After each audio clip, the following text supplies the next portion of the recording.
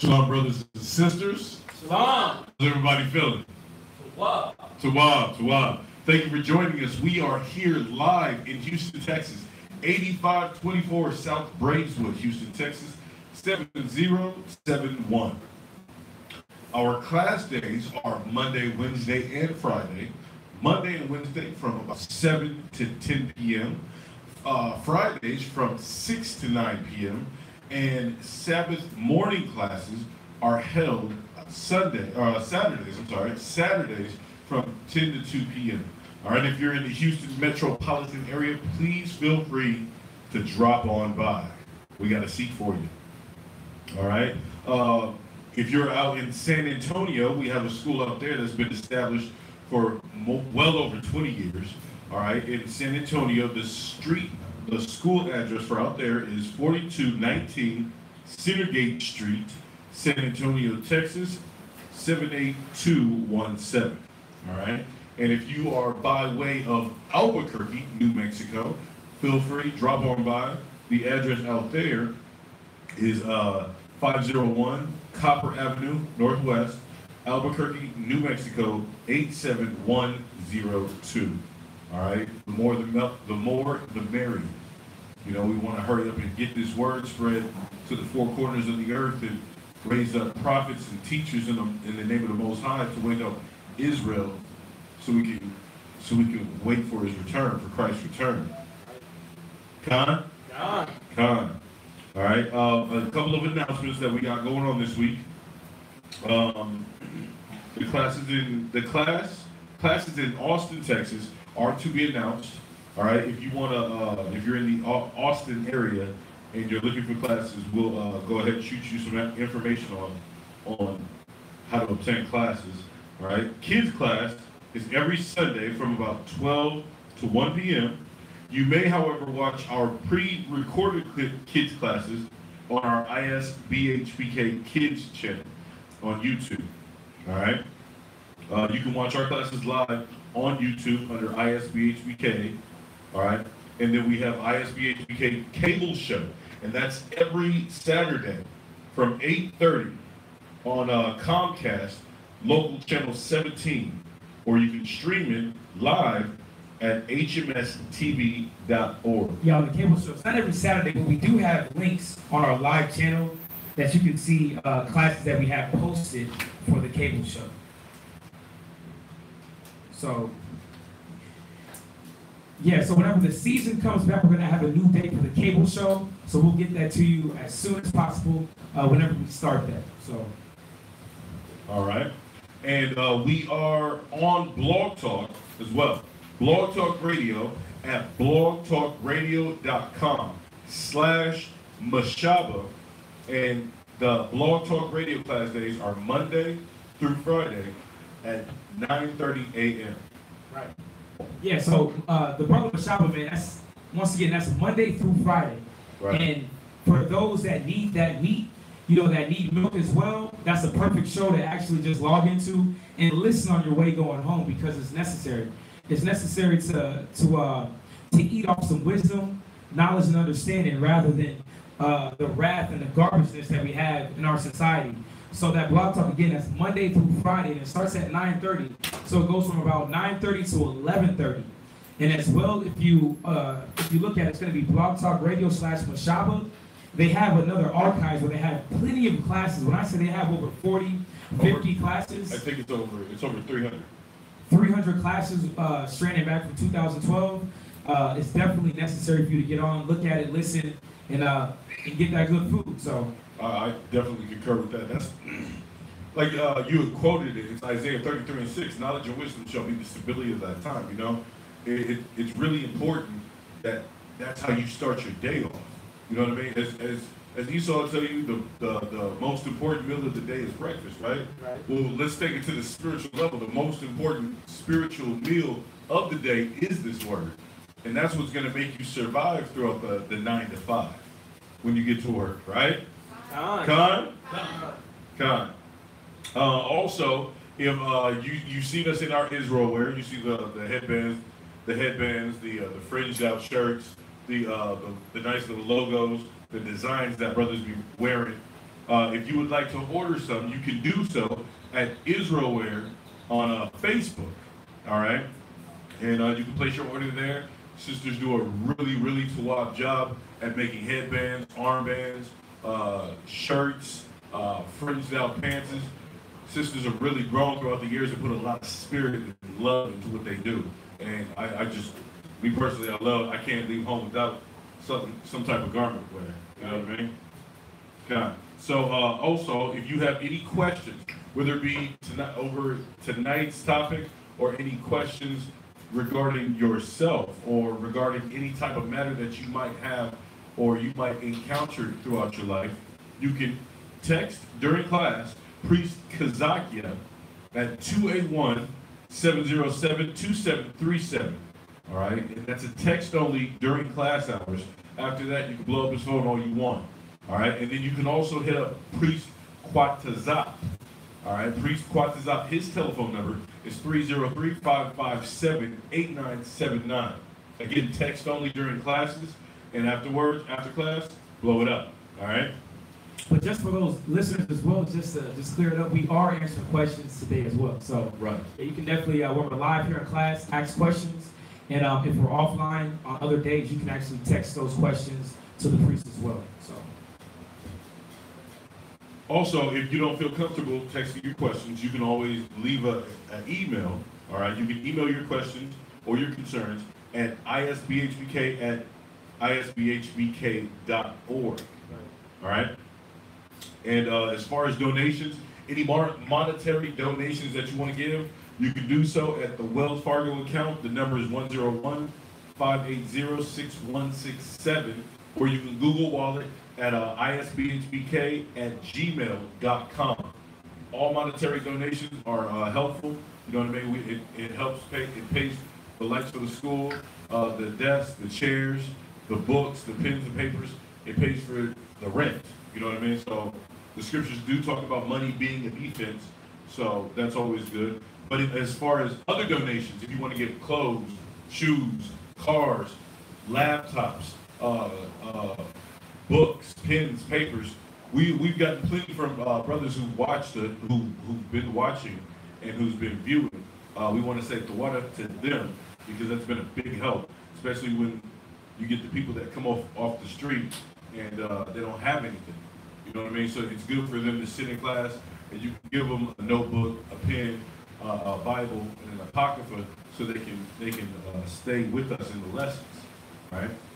So anything and everything that you donate to the school is always being put to good use. And we want to say thank you, and please continue. All right? And you see about the Wells Fargo? Yeah. The Wells Fargo is going to be on the bottom of the screen, so if you need that information. As well, we have another, right? So we have another way of transporting monetary donations is going to be Google Wallet. So that's going to be isbhbk@gmail.com. And I believe since we're on the iPad, it's not going to have the Wells Fargo. But again, we have Google Wallet. So that's going to be isbhbk@gmail.com. All right. So with that, we're going to go ahead and open it up for any questions. All right. So those online, we'll wait for you if you have any questions, and we'll answer those accordingly. All right. All right, and as well, those that are here in class and that are listening online, if you could send the link out via Facebook to your friends, to those that y'all had conversations with this week, listen, send it out, and let's get this truth in the streets, man, because this is what we're here to do. All right? Gone? Gone. There it is. You know, today's Monday, man. A lot of people said, thank God it's Monday, man. We need this. Especially hearing this truth to get this word. So, you have any questions? We got one right here. It says, Shalom, when is the Feast of Tabernacles and what are the steps to prepare for it? Right. Let me get the specific date.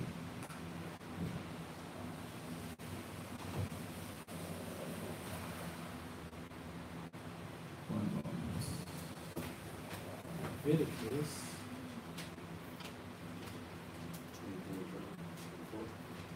Yeah.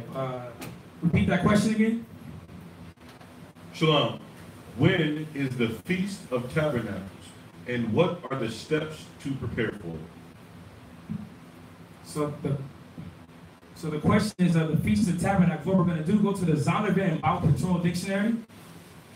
We're going to go under Feast. All right? Go under Feast.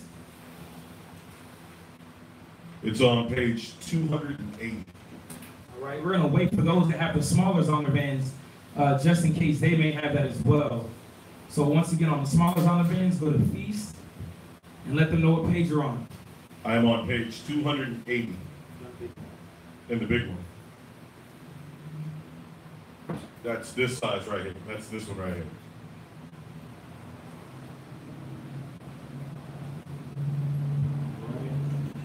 We're going to go to Deuteronomy chapter 16 and verse 13.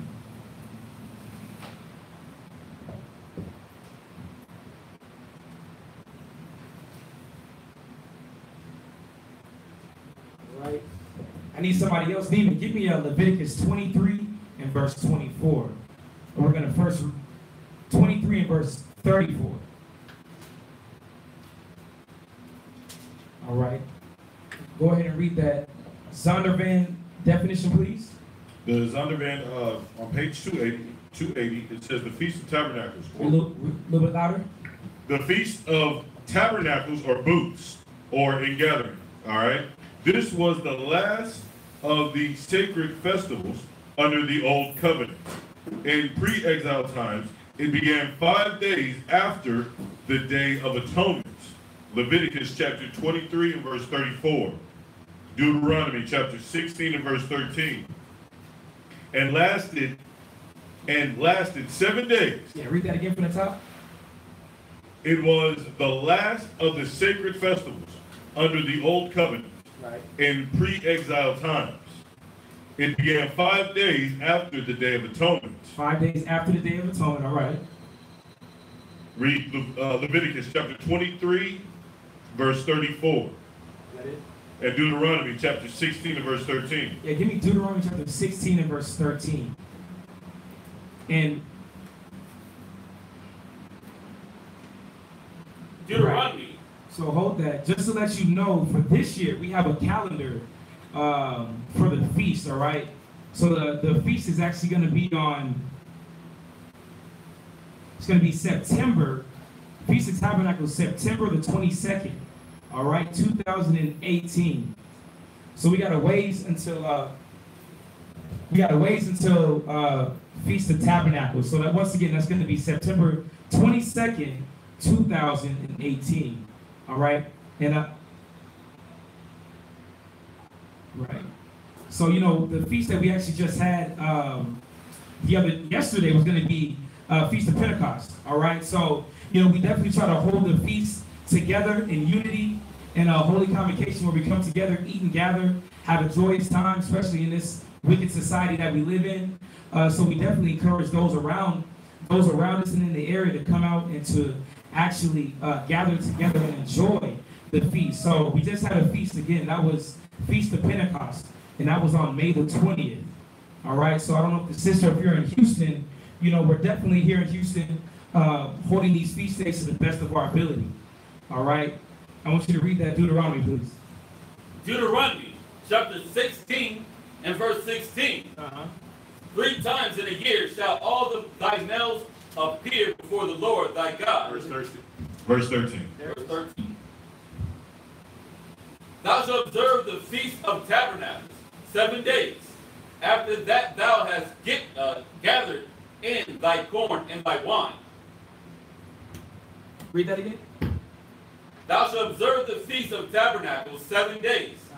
After that thou hast gathered in all thy corn and thy wine. Right. Once again, it says gather in tabernacles, right? In tents. Some camps, they actually gather.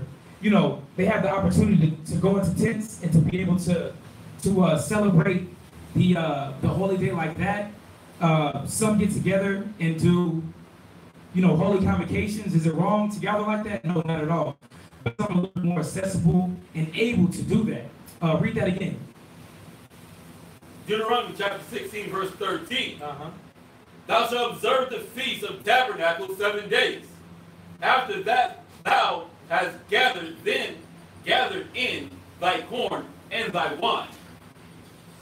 Right. So if you know the history of it, when we came out of Egypt, we dwelt in tents and booths, as they call them. So this is where the high holy day came from, because a lot of these holy days was when we came out of Egypt. Passover, all these different things. But as we're talking about right now, it's Feast of Tabernacles. All right? And with that, give me a Leviticus 23 and 24. So again, you know, we try to hold these feasts to the best of our abilities. And like I said, if you're able to, you know, go into the tents for those days, listen, more power to you. You know, and we wish we all could. Where you at? Leviticus chapter 23 and verse 24. All right. Verse 34. 34? Verse 34. Correct. Verse chapter 23, verse 34. None. Verse 34. Speak unto the children of Israel, saying, the 15th day of this 7th month shall be the Feast of Tabernacles. When is it? The 15th day of this 7th month shall be the Feast of Tabernacles, for 7 days unto the Lord. Right, so it was 7 days. The Feast of Tabernacles for 7 days. And it said it was unto the Lord. Read. On the first day shall be an holy convocation. Ye shall do no servile work therein. Right, so a holy convocation is a holy gathering, coming together, eating, joyous, talking with each other, singing songs, whatever that may be, but coming together. You know, a lot of our people like to do things separate, but the Most High is trying to bring us together, and that's what the word holy convocation is. It's a holy gathering. All right, read. 7 days ye shall offer an offering made by fire unto the Lord. All right, read. On the 8th day shall be an holy convocation unto you. So it says 7 days ye shall offer an offering made unto the Lord, and then the 8th day will be another holy convocation. Finish reading. And ye shall offer an offering made by fire unto the Lord. It is a solemn assembly. Right, so the first and the last day will be a holy convocation on Feast of Tabernacles. You see that? Continue to read. And ye shall do no servile work therein. Right. Right, so it's going to be a Sabbath. All right? So again, you have a holy convocation on the first and the last day of the 7 days. The 8th day was going to be another holy convocation. All right, and this is when we came out of Egypt and we dwelt in tents. So we do have history, we do have customs, and we do have feast days and ceremonies where we get together. Does the sister have anything else on the question? Okay. I was going to finish reading. Oh, please. All right, it says, I'm going to start from the top. It says, this was the last of the sacred festivals under the Old Covenant in pre-exile times. It began 5 days after the first day, after the Day of Atonement, all right, and lasted 7 days. It marked the completion of the harvest, right, and historically commemorated the wandering in the wilderness. During this festival, people lived in booths and tents in Jerusalem. Yeah, see, there it goes. It says people lived in booths and tents. We have our people today that still hold that tradition. Is there anything wrong with it? Not at all. There's a lot of camps that do that. You know, once again, if they're able to, that's good. You know, and some people have to work, you know, and we're not able to actually take advantage of that and live 7 to 8 days in tents. All right? You got anything else on it? It says to remind themselves how their forefathers wandered in the wilderness and lived in booths. Oh, that was for what?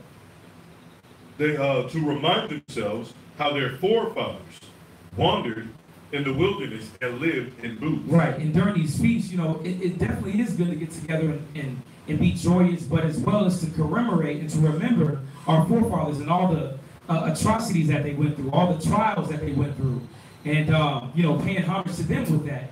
But it says, read that again. to remind themselves of how their forefathers wandered in the wilderness, right, and lived in booths. And that even with the Most High making it able for us to get out of Egypt and to able to dwell in booths rather than slavery and captivity. So it's a blessing for us to hold these feasts. It's a blessing to continue, like it says, these festivals and these feast days. All right. Anybody in the class? Any questions? Glasses?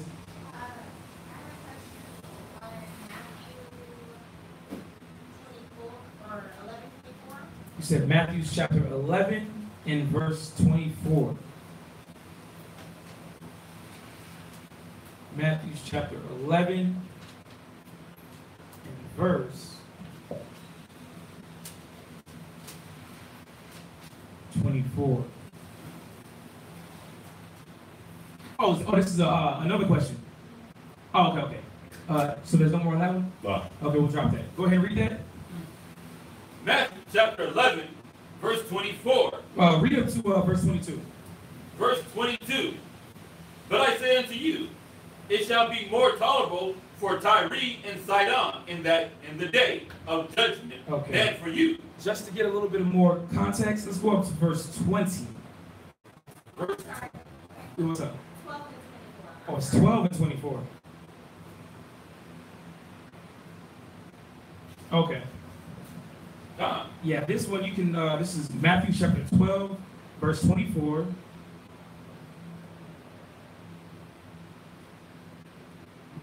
Read verse 22. Matthew chapter 12, verse 22. There was brought unto him one possessed with a devil, blind and dumb. Right, so we got somebody coming up to Christ that's possessed with a devil, blind and dumb. Read. And he healed him. He did what? Healed him. Read.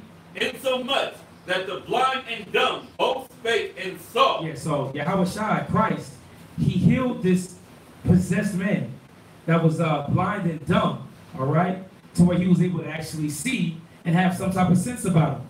Read. And all the people were amazed and said, is not this the son of David? Yeah, so they were extremely amazed, like they said, and they asked the question, like, is this the son of David? Is this the is this man? Read. But when the Pharisees heard it, they said, this fellow doeth not cast out devils. Read that again. But when the Pharisees heard it, they said, this fellow doeth not cast out devils, but by Beelzebub, the prince of devils. The devils, excuse me. So, my question was by Beelzebub, the prince of devils, who's Beelzebub? Hold on, say that again. My question was the last precept, but by Beelzebub, the prince of devils, who is that? Oh, you're talking about Beelzebub. So who is Beelzebub, the prince of devils? Okay. Give me one more. Yeah, so I want you to look up Beelzebub. But Beelzebub was the gods of these other nations. All right, we're going to look this up for you real quick. Yeah, Beelzebub. Yeah, so Beelzebub was the god of these other nations. Good question. Give me one moment.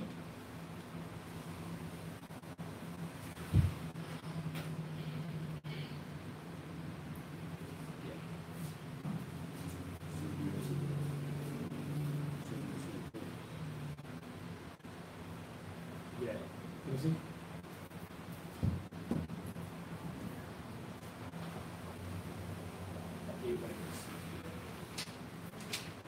Right. I want somebody to Google Beelzebub for me, please. Done. And we're going to look it up in the Zondervan Bible Patrol Dictionary as well. What I got? Look up that Beelzebub. Yeah, Beelzebub was a god worship. He was a Philistine. He was a Philistine god. All right.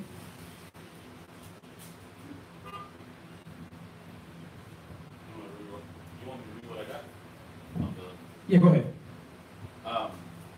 Beelzebub or Beelzebul is a name derived from a Philistine god. There it is. Formerly worshipped in Ekron.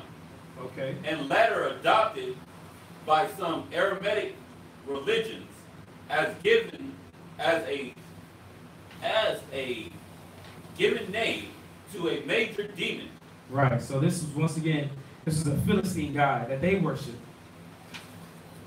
This negative spirit. All right. Keep reading. Read down in that. The name Beelzebub is associated with the Canaanite god Baal. There it is. So Beelzebub is associated with Baal. And this is another Canaanite. This is a Canaanite god. Yeah, so these were definitely just demons. These were demonic spirits. And his name was by the name of Beelzebub. So if you could read that definition one more time. Beelzebub or Beelzebul is a name derived from a Philistine god, formerly worshipped in Ekron, and later adopted by some Aramaic religions as a given name to a major demon. The name Beelzebub is associated with the Canaanite god Baal. Baal. Yeah, so whenever you read this, when you read that last precept, they're basically saying he was casting out a devil in the name of a devil. So, yeah, but when the Pharisees heard it, they said, this fellow does not cast out devils, but by Beelzebub, the prince of devils. Yeah. Yeah, they were trying to mock Christ and trying to say that he was working with Satan. Yeah, they were mocking him. But it'll give you understanding when you read the next verse. Because that doesn't even, because they're trying to rationalize Christ casting out demons by using demons. Right. But he's going to show them the reasoning in their mind. Go ahead, read the next verse.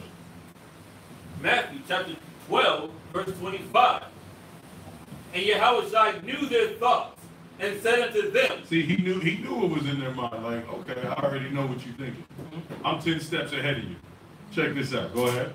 Every kingdom divided against itself is brought to desolation. So how is the devil gonna cast out devils? That's a kingdom divided, right? That can't stand. That don't make no sense. Go ahead. And every city or house divided against itself shall not stand. Go ahead. And if Satan cast out Satan, he is divided against himself. So he's showing them the logic, like, listen, if Satan's divided against Satan, then that house is divided. There's no strength in that. There's no power. Go ahead. Right, so he was basically just checking the Pharisees. That's what I'm trying to get. Okay. Here it is. Go ahead. Finish that. How shall then his kingdom stand? And if I, by Beelzebub, cast out devils, by whom do you, your children, excuse me, can I start from the top? Yeah. And if I, by Beelzebub, cast out devils, by whom do your children cast them out?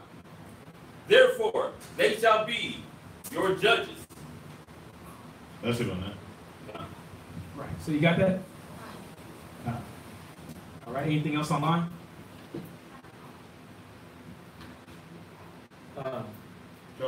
Go ahead. Says Shalom. If drinking and driving is illegal, then why do bars have parking lots? Yeah, read that. Say that again. It says if drinking and driving is illegal, then why do bars have parking lots? So if drinking and driving is illegal, yeah. So to Tokyo Grown, this is a serious question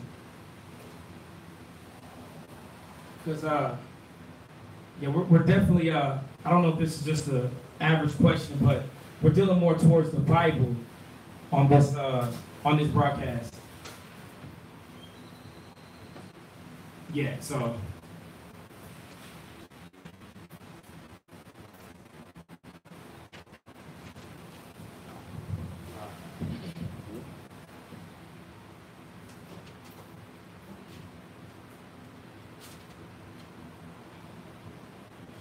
All right. If there's any more questions online, we're going to give you a little bit more time to go ahead and ask those before we go into this class. Because if you don't have any, we will be going into this class. All right. So we'll wait for you.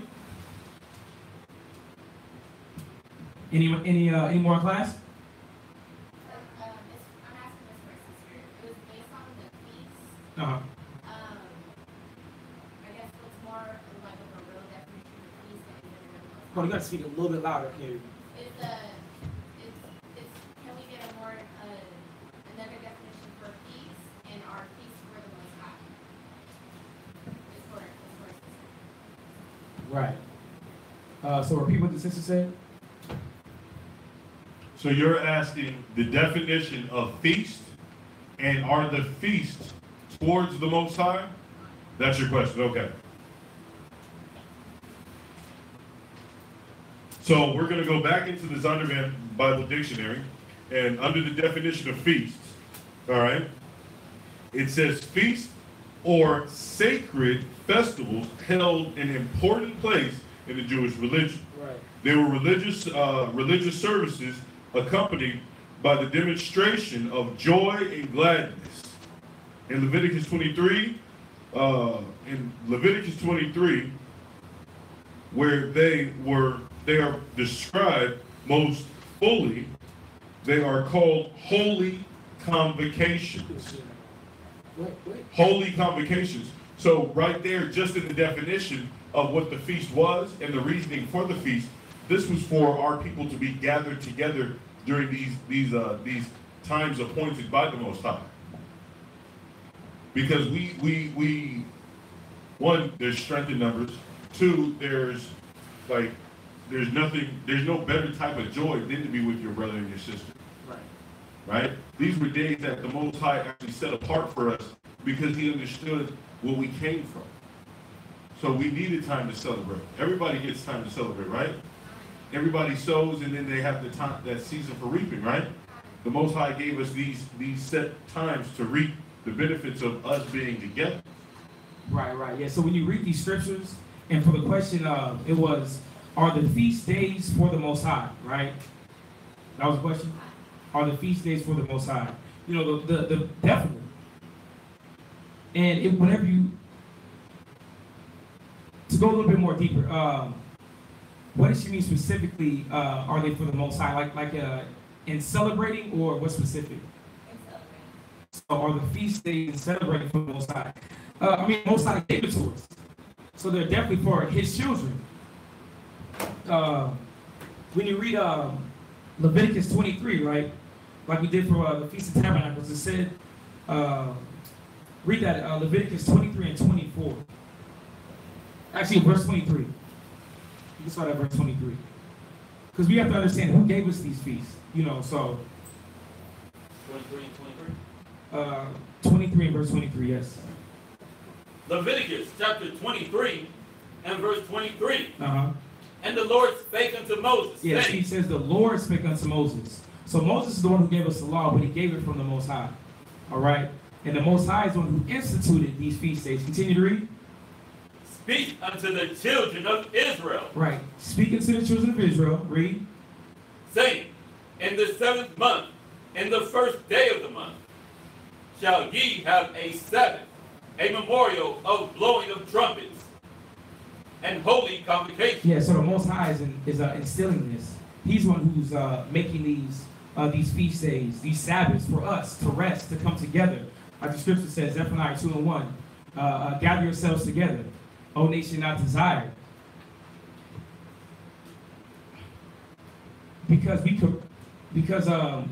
we're commemorating all the things that we went through coming out of Egypt, all these different battles. Once again, the Red Sea, the tents, the wandering in the wilderness, all these different incidents that we went through, the Most High has shown us, listen, it's your time to rest and enjoy. So, anything more to that? Okay. Is there anything online? Right.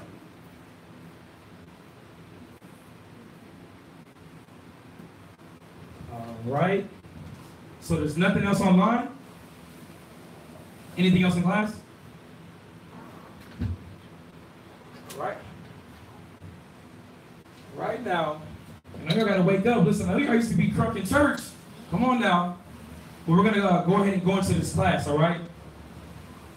We're gonna go ahead and go into this class if you don't have any more questions. And with the first scripture,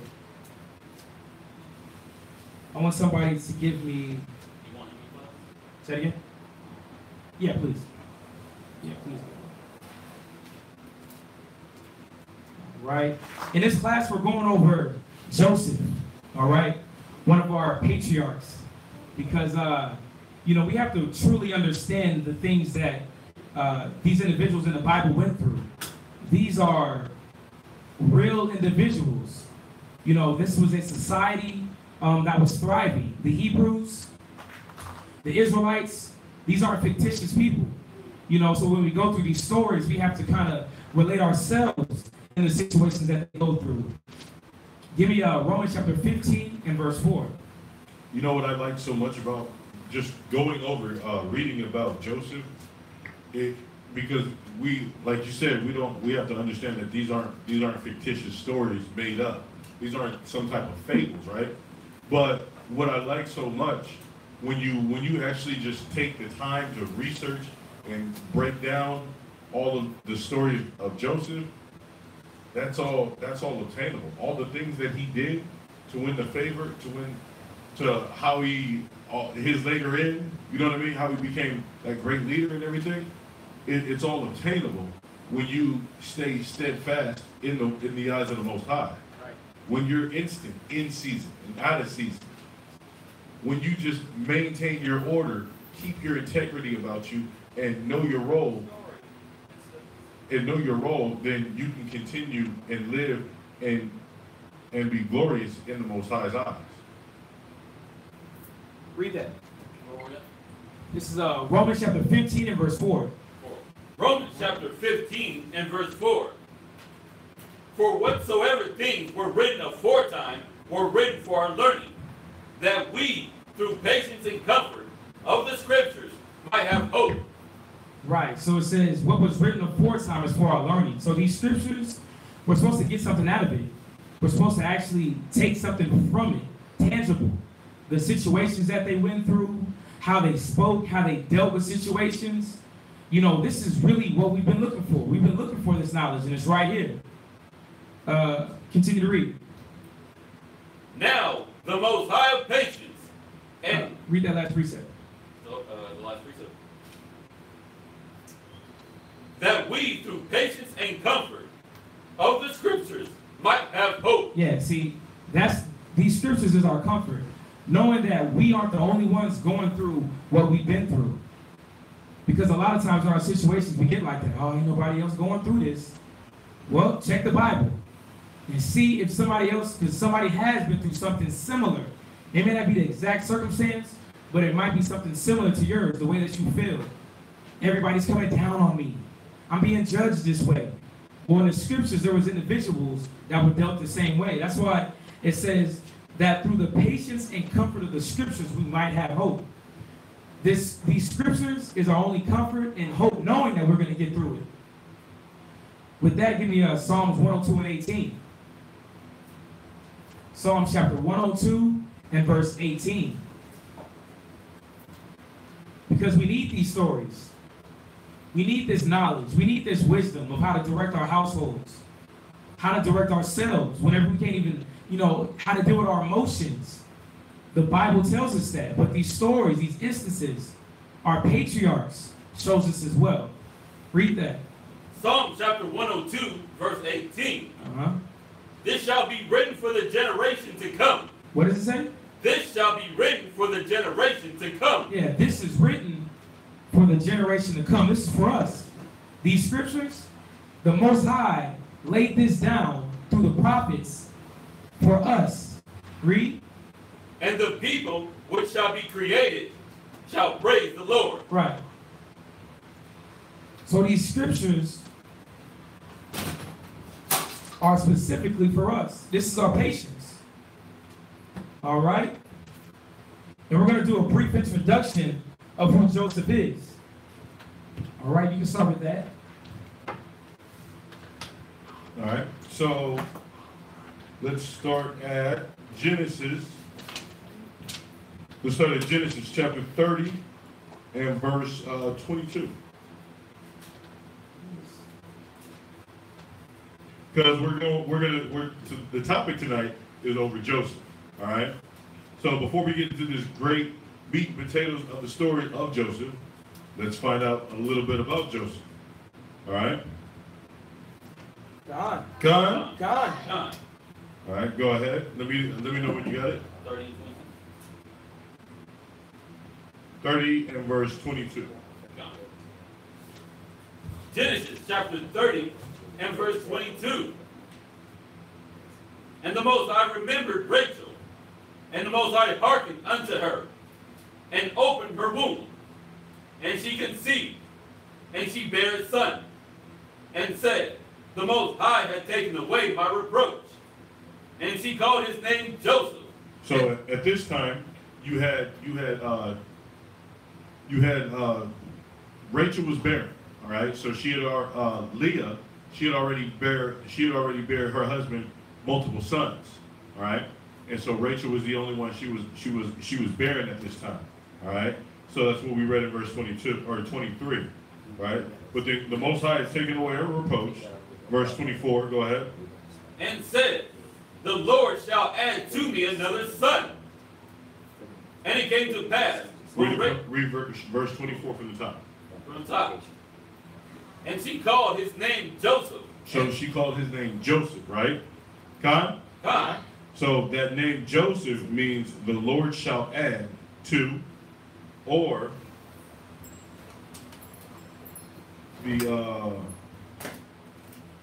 increase. So that's the definition of his name. You can open it back up. Yeah. Make sure you write that down.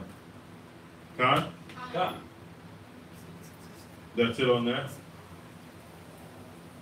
So he was read it from the top. Verse 24. And she shall call his name Joseph, and said, the Lord shall add to me another son. Right. So he was the 11th son born out of his whole family. All right. And go to Genesis chapter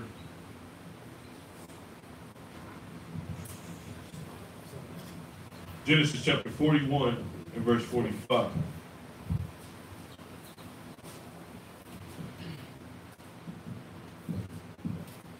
Genesis chapter 41 and verse 45. So we when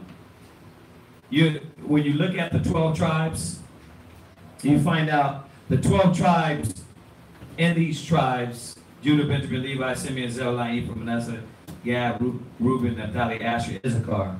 Joseph, his two sons are Ephraim and Manasseh. So originally, he was one of the tribes, technically. Right? But then you got, did you go there yet? That's where we're going. Okay, go ahead, go there then. Go to Ezekiel. Yeah, go to Ezekiel. Let's go there. Let's show that originally he was one of the tribes, but Ephraim and Manasseh took his place. You got to have this information. A lot of people don't, they don't know how that came about. So, go to Ezekiel. What chapter? No, you said you were just going there. Go to Ezekiel. Let me find it real quick. Ezekiel.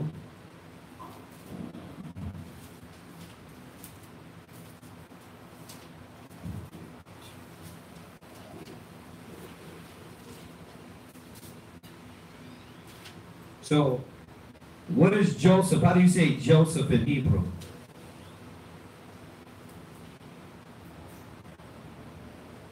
How do you say Joseph in Hebrew? Pull up Joseph in Hebrew. Pull up Joseph in Hebrew. Let's look it up. Show them how to say Joseph in Hebrew. And then you're going to go to Ezekiel, the 37th chapter. And you're going to go to 15.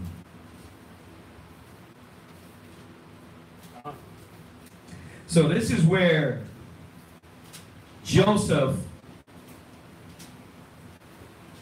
basically gave his place to Ephraim and Manasseh. Okay? So Joseph in Hebrew, who got to eSword? Here, let me show you.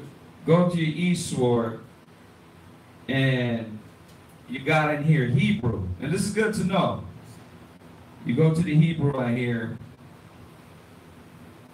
and Joseph is H3130, so it's Yawasap. Okay? Yawasap. Okay? Let him add. So Yawasap is Joseph. Okay? So read that. Ezekiel 37 verse 15. Ezekiel chapter 37 and verse 15. Yeah. The word of the Lord came again unto me, saying, Moreover, thou son of man, take thee one stick and write upon it. Right. For Judah and for the children of Israel his companions. Right. So this one stick, you can say it was like a sign.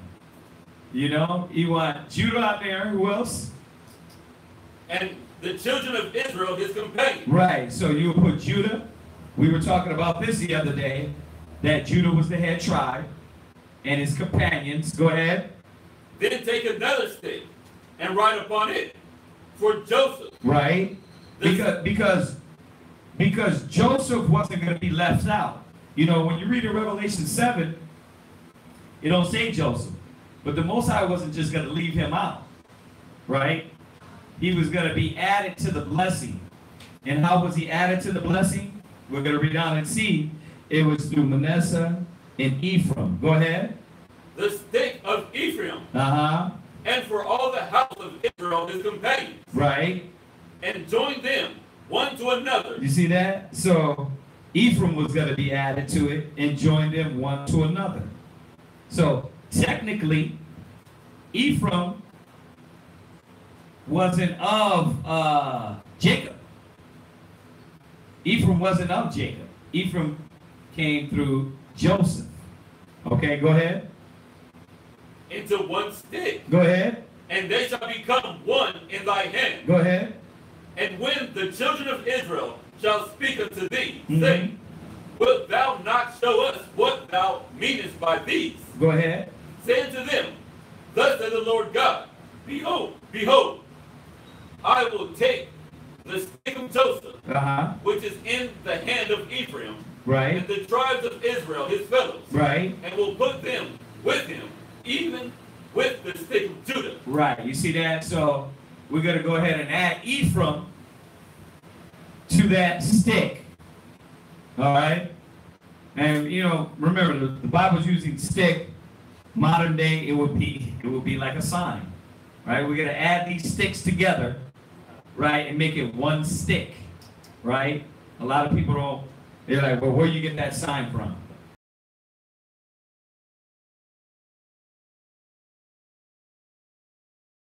And make them one stick. Go ahead. And they shall be one in thy hand. Right. And the sticks whereon thou writest shall be in thy hand before their eyes. Right. And say unto them, Thus saith the Lord God, Behold, I will take the children of Israel from among the heathen. Right. So that was Ephraim. Now we got to find the other one where it's Manasseh. Because there's another one that tells you Ephraim and Manasseh. Or did we miss it? No, this one was Ephraim. There's another one to show you about Manasseh. Let me find that one. So now we're understanding. Joseph in Hebrew is what? What class? Yawasap. Yawasap. Okay, which means what? The Most High add or increase. The Most High adds or increase. Okay, so that's what we're going over tonight. We'll show you about Yahusab, about Joseph, and how he was a great man. Sometimes you forget about him because you technically don't look at him in the 12 tribes. But know that Ephraim and Manasseh took the place of Yahusab, which is Joseph. And I'm going to find that one with Manasseh. There's another one also. Okay, so jump back. Where do we leave off at? Where do we leave off at? Jump back. All right, so go back to, because we were going to talk about his sons, right? So go to Genesis chapter 41 and verse 45. Right, let's go back there. Genesis chapter 41 and verse 45.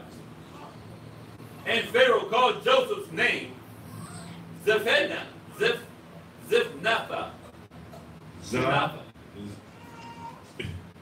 All right, read it again. And Pharaoh called Joseph's name Zaphnath. Where you at again? Genesis 41 and 45. Genesis 41 and 45. Yeah. Go ahead. And Pharaoh called Joseph's name Zaphnath Pa'aniah. Zaphnath Pa'aniah. Right. If you kind of read it with a Hebrew mind, don't read it with an English mind when it's like that, because then you're trying to pronounce it in an English way. So try to do it with a Hebrew mind. Go ahead. And he gave him to wife the daughter Asenath. Asenath, right, the daughter of Potiphar, priest of On. Right. And Joseph went out over all the land of Egypt. So his wife's name was Asenath, right? So let's go to the first part to understand what Pharaoh called Joseph, all right? Because remember, they didn't keep the same customs. To understand what Pharaoh called him, you would go into the Zondervan Bible Dictionary. It's on page 907. So on page 907, and when you look it up, so write it down. Y'all write this down. This is what y'all can go back there when we read it, and when you go study, you're gonna have the information down. Because the Pharaoh at this time, he's given Joseph this name because of his works. Because when he came and translated and interpreted the dreams, and he stood in awe at this man's wisdom, this is what he named him. All right, it says, one who furnishes the sustenance of the land. One who furnishes the sustenance of the land. This name was given to Joseph by Pharaoh on the occasion of his promotion for showing the Pharaoh the meaning of the dream. Right. Yeah, so with that, obviously given the name of Pharaoh, give me Genesis chapter 37 and verse 1. Genesis chapter 37 and verse 1. We're going to get to the parts where Joseph came in Egypt, but there was a lot that happened before that. So we're going to start at Genesis chapter 37 and verse 1. All right? Genesis chapter 37 and verse 1. Uh-huh.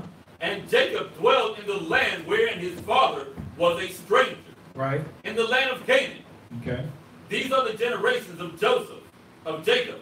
Joseph, being 17 years old. So Joseph was 17 years old at this time, and a lot of his trials, a lot of his, going through the heat happened to him. He was a young man, 17 years old.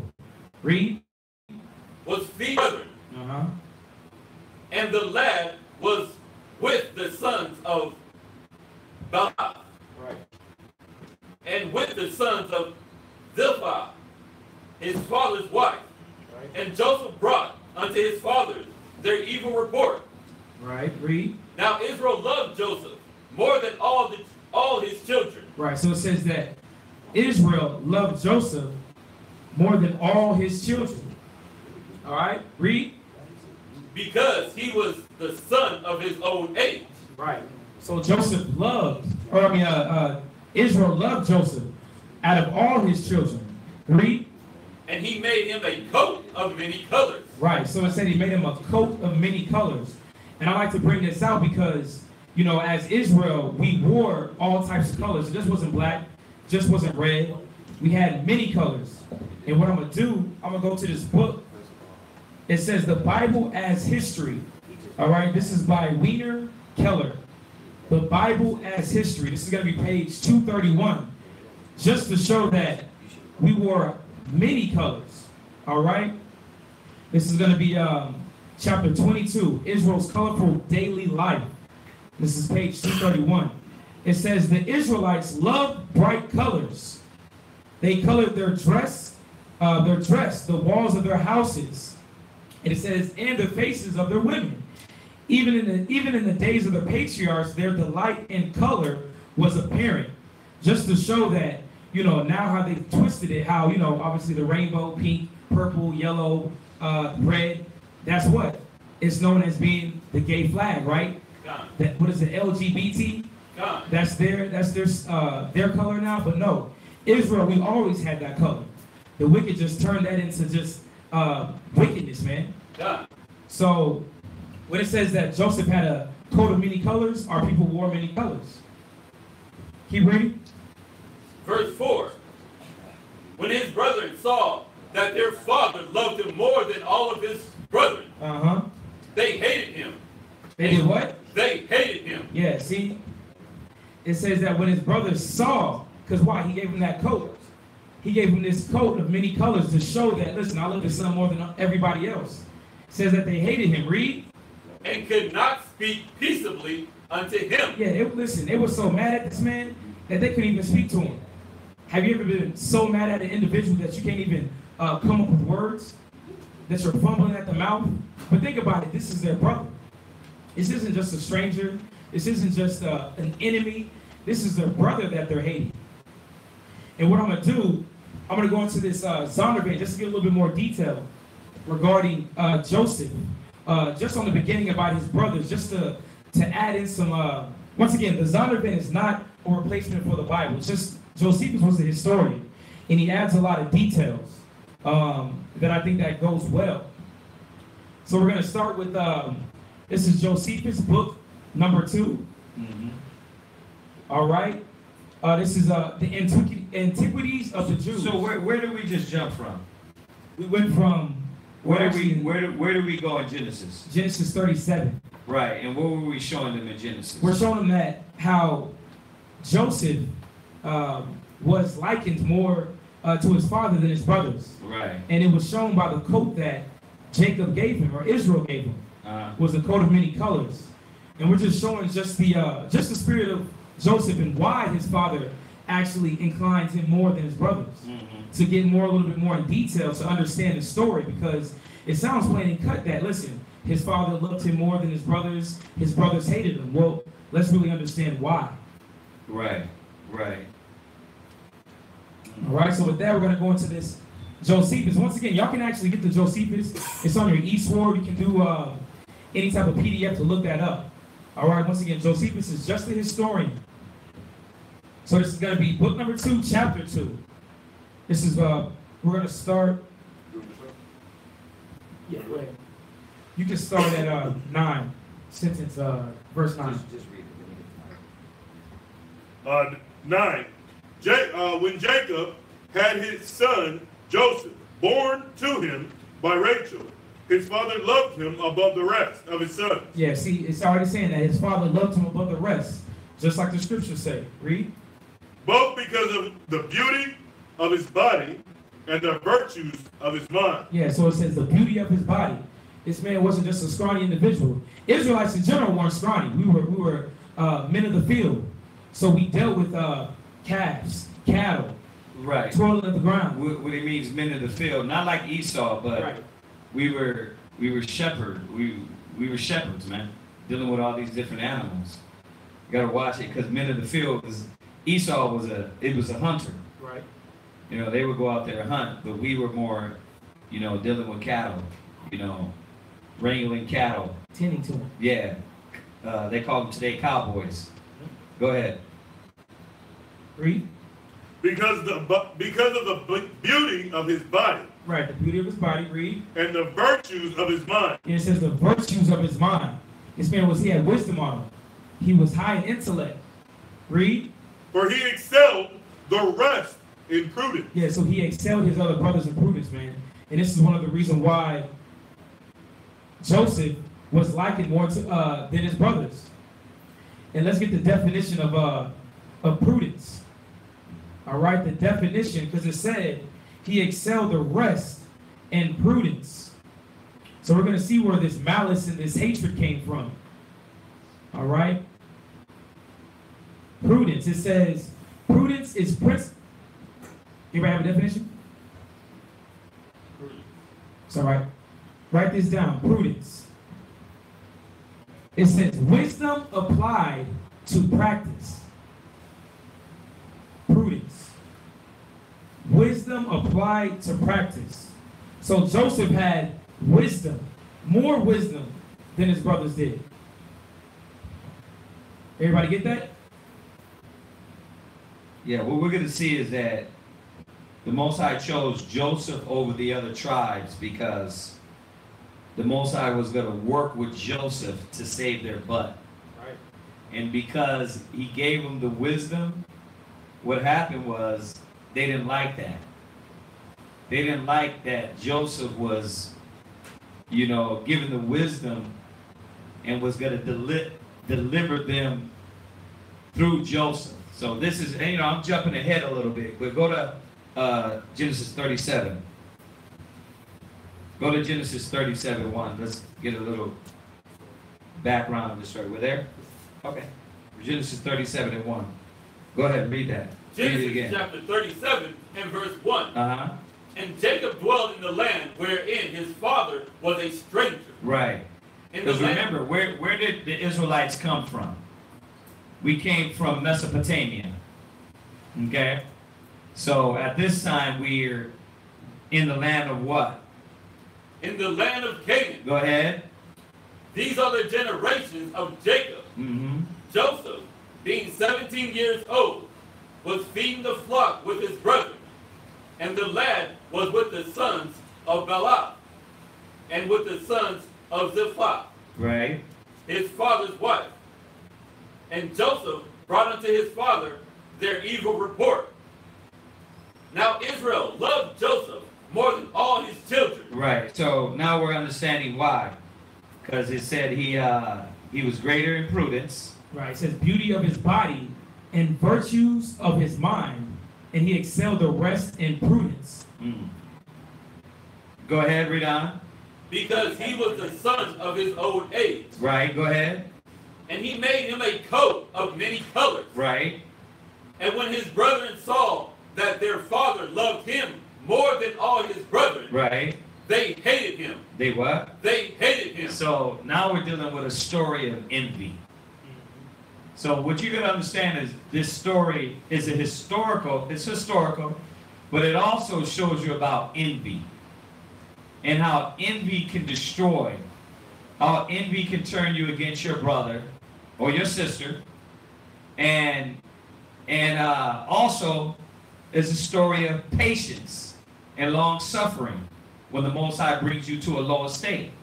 So, take note. These are some key themes in here about Joseph, man, that we're going to get some understanding on. Go ahead, jump back to the Josephus. All right, so this is verse number 10 in the Josephus, chapter 2.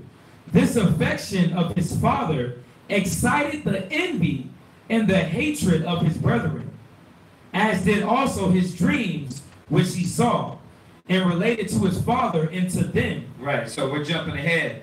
Now go back to the Bible. So this is why they envy him. We're going to find out. Go ahead.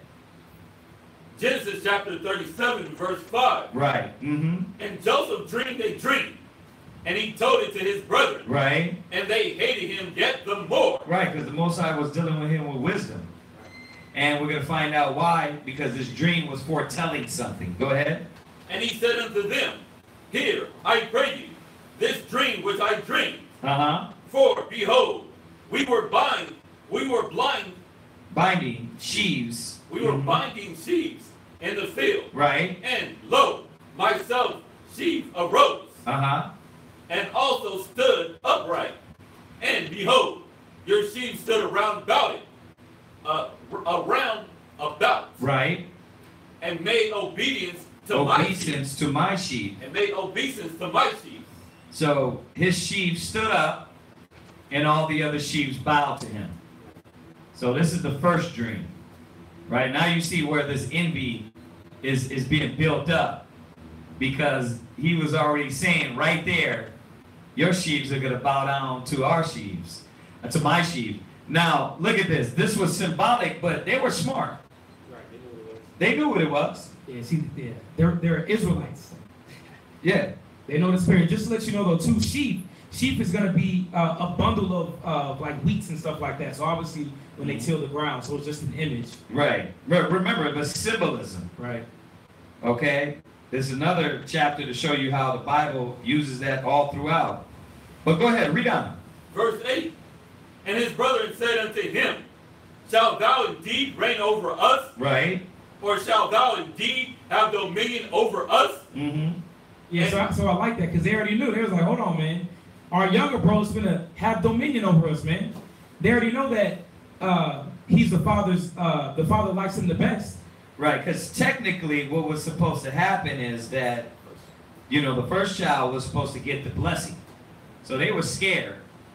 They were scared if something was going to be switched up, or Joseph was going to be put up over them. He was going to get more of the blessing, right? So this is where this envy is built.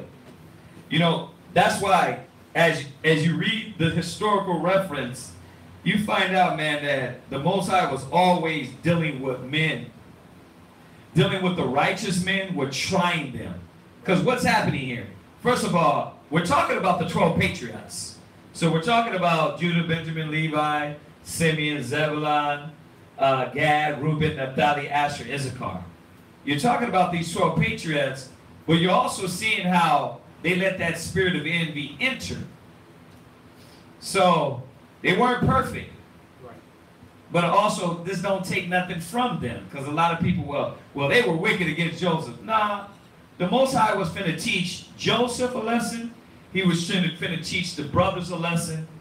And also, he was setting something up for the future. So we've been talking about that a lot. Like, you don't know all the time what the Most High is doing around you. Y'all get that? You don't know all the time. You don't know why the Most High is putting things in its place and setting things up for the future. So don't panic all the time when you can't see what's going on. You got to be patient. You got to move at the pace the Most High wants you to move in. Go ahead, finish what you were saying. Right, because once again, like you were saying, that Joseph definitely was getting tested. He was being overthrown, not overthrown, but being bombarded by the hatred of his brethren. All right? Where you at? Genesis chapter 37, verse 8, last precept. Uh-huh. And they hated him yet the more for his dream and for his words. Go ahead. And he dreamed yet another dream, and it was told his brethren, and said, Behold, I have dreamed a dream more. And behold, the sun and the moon. Now, remember, we were more connected to the Spirit also. So what you got here is, in those times, the Most High was connected closely through a dream. See? You can get a dream, and it meant something spiritual. Because why? That's how the Most High communicated with us. You look at Jacob the same way. Abraham the same way. Joseph the same way. So now you look at how the Most High has detached us from going to a prophet and then he prophesying and seeing the future. We don't got that no more. Right? Then they were called seers. The prophets were called seers. Then you got the priests had the Urim and the Thummim. They would have these two Jews that they would have, and they would cast lots with them. Most High cut that off. Right? Then the prophets came down a little more. The Most High would talk to them, and then he cut that off to where it was like, listen, you got to pray to lock into the Most High. You got to face the east to get your vision or your dream. And then you have to be what? You have to be patient. So you can see like every step of the way the Most High started disconnecting us from that connection. I forgot Adam, excuse me. If you go further back, it said the voice of the Most High walked through the garden. Right? So we had a connection that was being cut off. And I wanted to throw that in there because when you read about this, when you read about dreams, some people still think they got that connection. Now, you dream something, man, you don't got no understanding. You don't got no wisdom. That connection with the spirit ain't there. You're so far detached from the spirit, you don't know what those dreams are for. So don't get it twisted.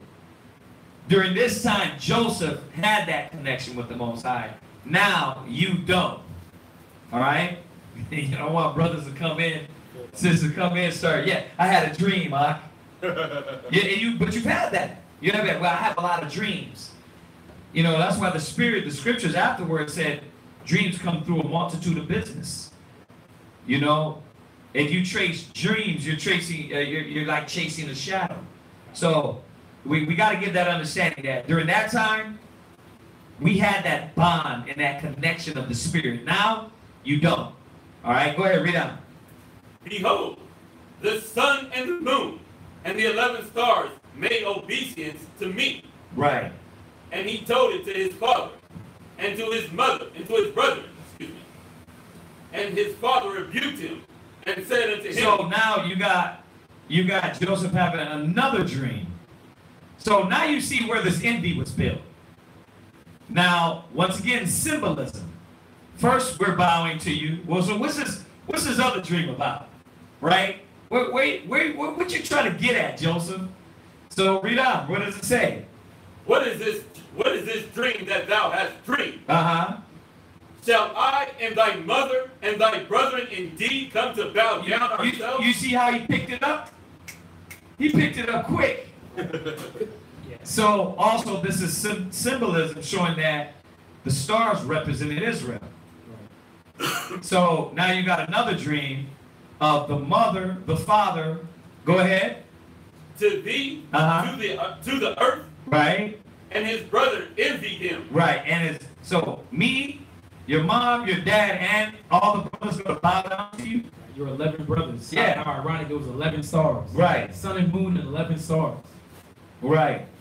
So y'all getting this, right? This is where this envy came from. The Most High start dealing with one individual, blessing them, opening them up. And if you got an evil eye, then you start looking at that and envy. Well, why the Most High dealing with that person like that? Why this person got that? Why this person got this? Nah, you're supposed to rejoice when you see your brother or your sister shine. But this didn't happen. Okay? Now, in these situations, right? You said, well, Kazaki, you said the Most High was planning something for the future, right? Connie was. But does that mean that he made them be envious? Huh?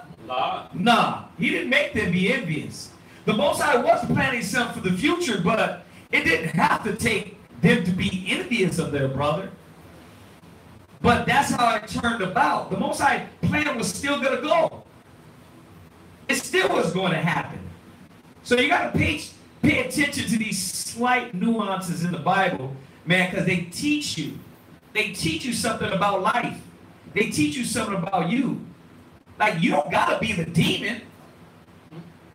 You can deal with it correctly. But a lot of our people, they're put in situations and they what? They become the demon. They become the ill person. They become the envious person. That's what this story is teaching you. Yeah, it says, what's, you said you had something? Yes, sir. Is the sun and the moon in verse 9, right, is that the father and mother? Right, the sun being the greater light, the moon being the lesser light. So we use that precept to also show when you go to Revelations. It said that the dragon drew the third parts of the stars of heaven. So we use this precept to show that the stars were symbolic for the children of Israel. So yeah, this is one of those scriptures. So y'all getting this, right? Y'all, we didn't want to just go through the story.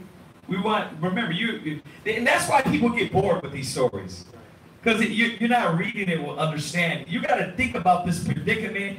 You got to think about the mind of the Most High. When it says meditate on the Most High day and night, this is what you're thinking. You're thinking like, man, why the Most High dealing with Joseph like that? You know?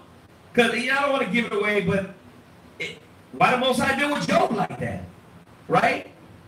But how are these men acting in the middle of these situations? How are these women acting in the middle of these situations? What is the story trying to teach us? A lot of people read it and just read through it and are like, well, yeah, okay, Joseph, he was the favorite. But isn't that how envy is built in your house?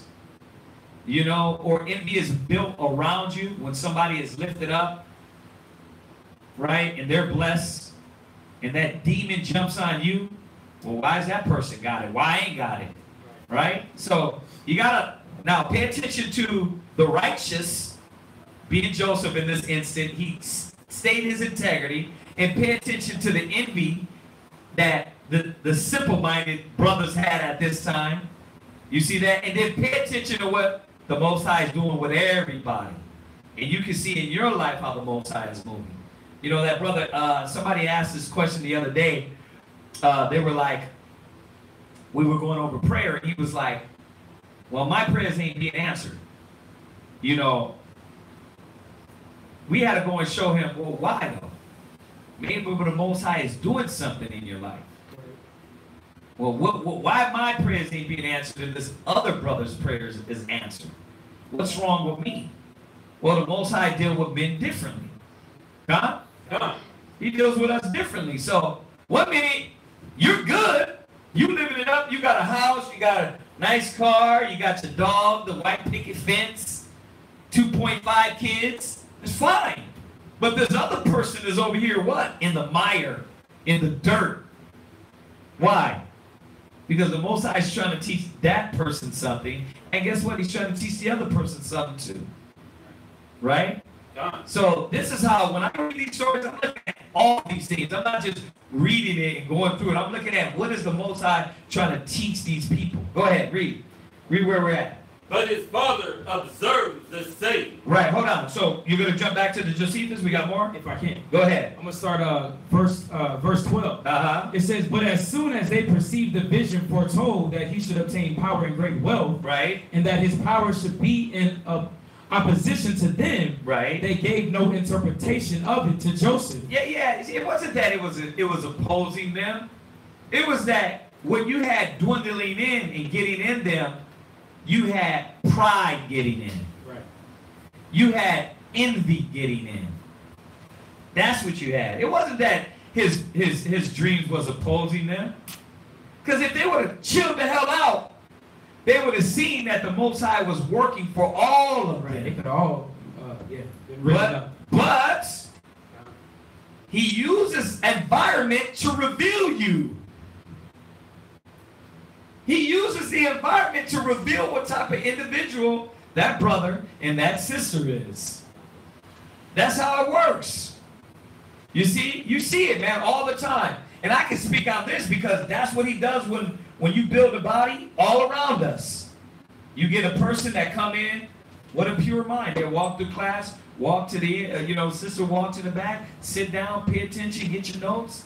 Right? Then it'd be another person come in the same doorway. And then what? They just barely walking in class and got an evil outlook. But how? Because they looked at this person's face, they looked at that person didn't smile, this person, right? This person didn't salute them right quick when they thought. And it's environment that bring out what's in you. Is it not? It's your life what brings out what's in you. So, and I don't want to jump back to my old class about letting your light shine. If you're going to be pure, you're going to be pure. See, but the Most High reveals what's in your heart. He reveals what's in your heart. He said he tries the reins. So what's going on here is everybody is being revealed what they are. Y'all see this? Go ahead. It says, as if the dream were not by them understood, but they prayed that no part of what they suspected to be its meaning might come to pass. And they bear a still greater... Wait a minute. So they prayed against the prayer? They prayed against what the Most High showed Joseph. I showed you they weren't thinking right this time. They weren't thinking right. They weren't moving in the spirit because they would have said, you know what? Let the Most High will be done. Y'all get that? That's what they would say. That's what we should be saying. Instead of me panicking about my situation, what did Christ say? Let your will be done. But we start panicking. We start pushing off our negative on other people. We start projecting. You smiled at me the wrong way, sister. You don't like me. Like, I wasn't even looking at you. You know how people daydream and they just look through people? Right? But that person is what? They going through this battle in life, and then what? They start thinking negative of this other person. Well, sister, you looked at me the wrong way. Well, I have diarrhea. It was just that I was holding it in, and then you looked at me. But you would never know she had diarrhea. Why? Because in your head, you on some madness. Or you're going through a battle over here or over there. You know what I mean? And then you look at that. Well, that brother, he looked at me the wrong way. But what is the Bible doing? What is Yahweh doing? Revealing you. He's revealing what type of individual you are. That's why it says, to the pure, all things are pure. But him that is defiled, nothing is pure. Even his conscience is defiled. So that's what we got going on here. Read on. It says, and they bear a still greater hatred to him on that account. Right. But Yahweh, in opposition to their envy, sent a second vision to Joseph. Right. So you see this? So the Most High was still... What's crazy is that it was all for their help. But they're opposing this. And that's what a lot of people don't see. The Most High be helping you. And you what? You can't see no closer, further than, you know, what was it, 2020? You see like 1-1, 2-2. Ain't no 2020. You see like right here, and because you can't see nothing else, because you're unfaithful, because you're unbelieving, what? Well, I don't know where I'm going. What's happening in my life? So you start panicking, you lose it, you give up on the word. It's like 1 minute you believe, now you don't. Why? Because you don't got no faith to see in the future. You don't got no faith to see the Most High got you. So that's what's going on here. The brothers are panicking. And now you see where this demon that jumps on them comes in. It comes from them losing faith, them losing love, them losing the focus on the Creator. So go back to the Bible. We're done with that, right? Go back to the scriptures and let's finish reading. John. Read. Verse 11. Come on. And his brethren envied him. His what? His brethren envied him. Right. Does his brother supposed to be envying him? No. See, you know what you got to watch with that envy spirit. You got to watch because that envying comes, it can go into hatred. It can go into killing. You understand? Just to give the definition of envy for those that don't know, a feeling of discontent or covetousness with regard to another's advantage, success, or possessions. Yeah. Envy. Yeah. So they envy. They envy their brother. Right now, this is the 12 tribes of Israel. Your forefathers. Your forefathers. You got good examples and you got bad examples. That didn't mean they kept being wicked. They kept being in this mindset. They're just saying at this time, they let the spirit get veered from the Holy Spirit. Go ahead. God. But his father observed the same. Uh-huh. Verse 12. Right. And his brethren went to feed their father's flocks in Shechem. Uh-huh. And Israel said unto Joseph, Do not thy brother feed the flock in Shechem. Right. Come, and I will send thee unto them. Right. And he said to him, Here am I.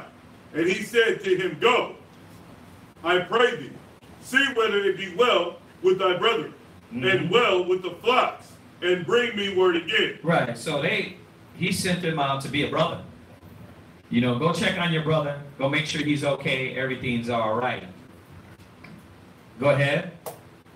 So he sent him out of a vale of Hebron, and he came to Shechem. Right. And a certain man found him, and behold, Where are we at again? we are in Genesis chapter 37, verse 15. Right. That way everybody online know where we're at. We're going over Joseph. This is a great story, man. Go ahead. And a certain man found him, Uh-huh. and behold, he was wandering in the field. And the man asked him, saying, What seekest thou? And he said, I seek my brethren. Tell me, I pray thee, Uh-huh. where they fed their flocks. And the man said, They are departed hence. Right. For I heard them say, Let us go to Dothan. So Joseph went after his brother, and found them in Dothan. Right. And they came, and they saw him afar off. Even before he came near unto them, they conspired against him to slay him. Right. Yeah, that's heavy. Think about it. This brother's coming to you to make sure you're all right. You probably got some food with him to make sure that you're cool, but you're sitting here. It says that they conspired against him to slay him. But what's in their mind? All the hatred that's just bottled up in them. And I'd like to just go to just the Josephus on chapter 3, just to give you a little bit more detail with that. Mm-hmm. It says, Now these brethren rejoiced as soon as they saw their brother coming to them. Not indeed as at the presence of a near relation, saying, not that it's because it's their brother. They've been out there tending to the flock. It says not like that, but as at the presence of an enemy. That's how they seen Joseph. They were trying to get that opportunity. Right. They were trying to get this opportunity to get him alone so they can cause him some harm. And that's where envy can get you.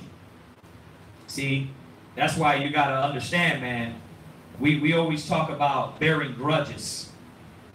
When you bear that grudge against your brother, that grudge can go just like Cain and Abel. Cain killed Abel because of envy. You understand? He killed Abel because of envy and grudging, which turned to hatred, which turned him murderous. So you gotta watch it, man. If you see another brother rejoicing, another brother or sister being blessed, another household being blessed, you gotta ask yourself, if you're not being blessed and you're not feel like you're being blessed, what could you do righteously? Not how to hate that person. What do you need to do to be built? How does your mind need to change? So, but that didn't happen here. Go ahead, read on. Yeah. And it says that, but as the presence of an enemy, and one that by divine providence was delivered into their hands. So they think the Most High gave Joseph to them. That's how off they were. Right. That's how warped their brain was, that they thought the Most High gave Joseph so that they could kill him, man. Right. Throw that in there. I want to add this one because this shows you about their mind. Read that. Titus chapter 1 and verse 15. Titus, write this down, y'all. Titus 1 verse 15. Go ahead and read that. Unto the pure are all unto the pure, all things are pure. Uh-huh. But unto them that are defiled and unbelieving Go ahead. is nothing pure. Go ahead. But even their mind and conscience is defiled. You see that? Their mind and conscience is defiled. You're not even thinking straight. Yeah. You see something, you know, something's good coming towards you, you think it's an enemy. Yeah. Go to Proverbs 14 and 30. I was looking for this other one here. Proverbs chapter 14 and verse 30. Proverbs 14 and 30. You got that, Shatak? Proverbs chapter 14, verse 30. Uh-huh. A sound heart is the life of the flesh, Right. but envy rotteth rottenness. Try it again. Start from the top. Read it again. A sound heart is the life of the flesh, Right. but envy. I got you. Proverbs chapter 14 and verse 30. Go ahead. A sound heart Right. is the life of the flesh. Right. See, a sound mind. When it meant sound, meaning stable. Having a stable mind. See, this is what we got to have in the truth. We got to have a stable mind. Because a child is tossed to and fro. Everything that happens tosses them out of the spirit. You're either a servant of Christ or not. You're not a demon one day and then a righteous person the other day. You're supposed to be fighting daily. So you got to have a sound, stable, rooted mind. Stability. Go ahead. But envy, read. the rottenness of the bone. Yeah, see, envy rottens you on the inside. So when you start looking at that person, hating that sister, hating that brother, right? It rottens you on the insides. And it says their conscience is defiled. So when you start looking at them, it's like you don't even give them a chance. They can be doing good, but because you got so much demons on you and envy, it rottens your outlook. So you what? You hate. I mean, like they say in the world, you hate on them. That's what they do on each other. They hate each other. So it rottens them. Did you finish that? Done. Right, go from there. Go to Job 5, verse 2. That's why I said, man, this is a real good story, man.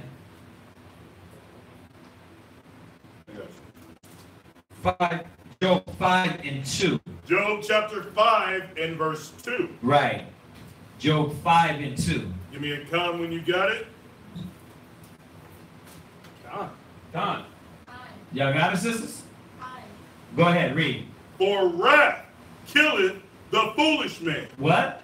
Wrath killeth the foolish man. Yeah, because anger rests in the bosom of fools.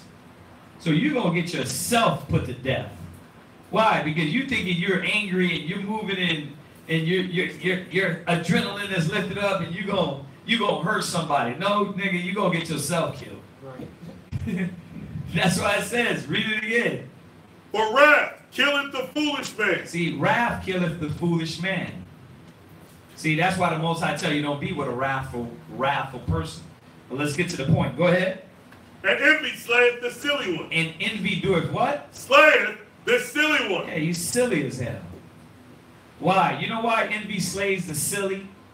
Because you yet have not understood that the Most High shines on all men. That the Most High reigns on the righteous and the wicked. And you can't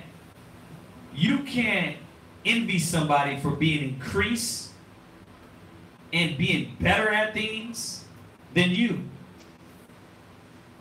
That's why people hate people. Because they're better at things. If you want to be great at things, well then covet the best gifts. Not envy them. Not hate them because they're better. Not hate them because what they have. Because isn't that taught in the street? What does Deuteronomy say? Their eyes shall be evil towards their brother, right? Done. Their eyes evil towards their sister. So it's inbred in you to envy. Right, because you're not thinking in the spirit. So you got to watch this envy because it will rot you from the inside. You got to watch this jealousy. Most High don't deal with that. You understand that? God. Yeah, because it changes you. It warps you. Right? You don't even think right no more. That's why when people are like that, we've been talking about it lately. You can't judge nothing if you got and are dealing with the most basicest instincts. Don't come up here and try to judge nothing when you can't even deal with your own envy and jealousy and lust. You see that? But it be people that got the most, they're on the most basicest level and not able to control those things within themselves. But they swear they can judge something. You can't judge, man. You can't judge your own self. So you got to watch this, man. Where are we at? Ecclesiastes 3. All right, let's jump back. Forget that one. Go back. Go back to the story. Let's get this story out. So this is a good story, man. Touching on a lot of topics. Come on. Where are we at? We're at verse 19. Yeah, Ezekiel what? This is Genesis chapter 37. Oh, Genesis. Sorry. 37 and what? 19. Go ahead and read that, Shatak. Genesis chapter 37, verse 19. Go ahead. And they said one to another, Uh-huh. Behold, this dreamer cometh. Right. Come now, therefore. You see that? They mad. This dreamer. Right. Oh, you ain't my brother now. This nigga, basically. Yeah. This dreamer. What are you talking about? I'm your brother. Go ahead. Come now, therefore, Uh-huh. and let us slay him, Right. and cast him into some pit. Right. And we shall say, some evil beast hath devoured him, and we shall see what will become of his dreams. Yeah, that's heavy. Listen, they're plotting to kill their brother. This is murder. This ain't killing, this is murder. This is the spirit of the devil.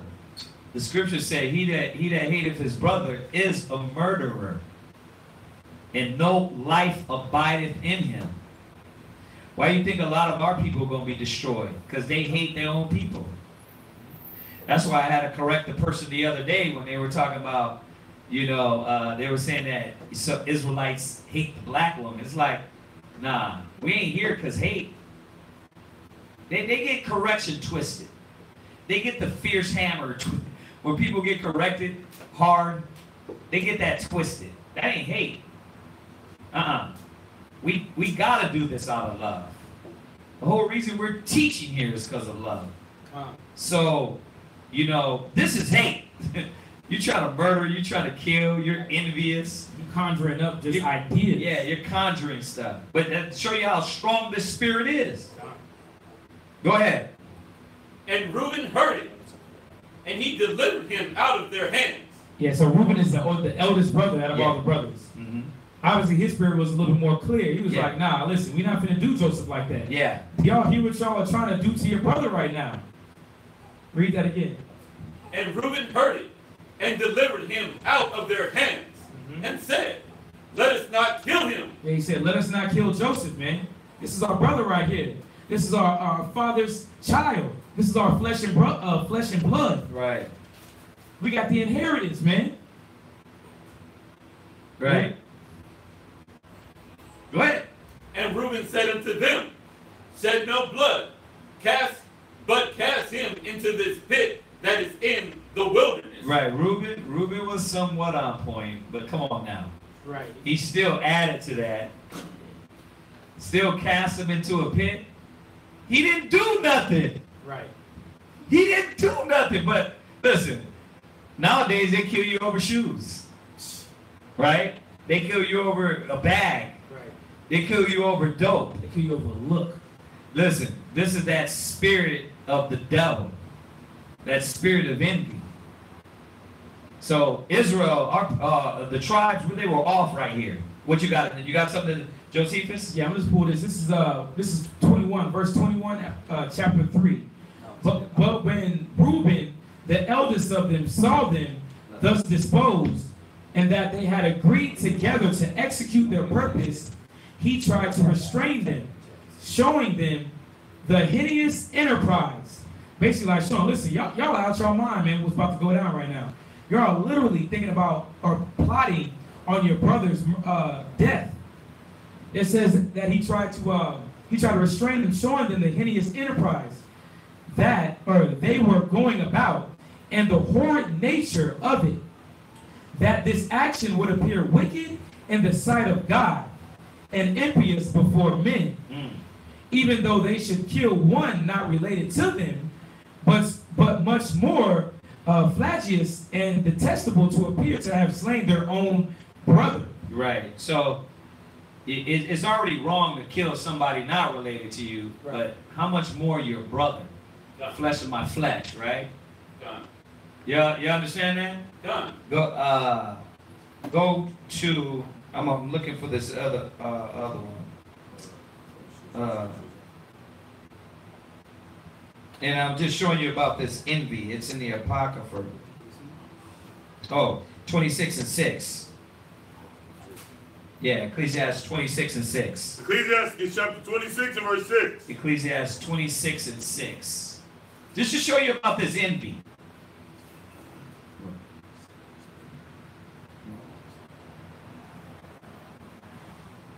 Read that.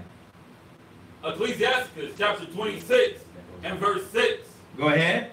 But a grievous heart and sorrow is a woman that is jealous over another woman. You see that? That's where that envy rottens your bones, so you become jealous over this other person. You become jealous over another sister. You know that you see them. You be at work and it just be sisters that envy another sister for no reason. They hate them because how their makeup is done. They hate them because how their hair is done. They nails, what she got on. The Most High said is rottenness to your bone. Read it one more time.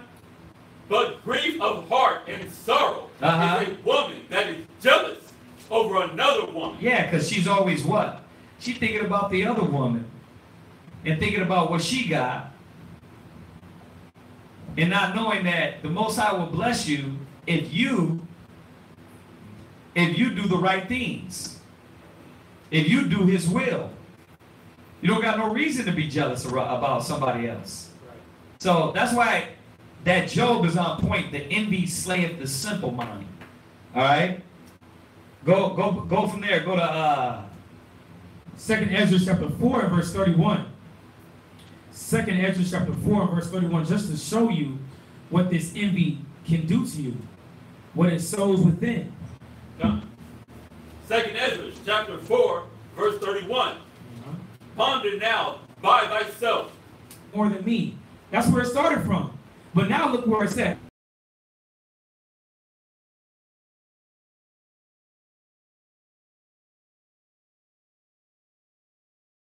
But look where it got you to. right. Listen, you hating on your brother because listen, he may have $50 more than you.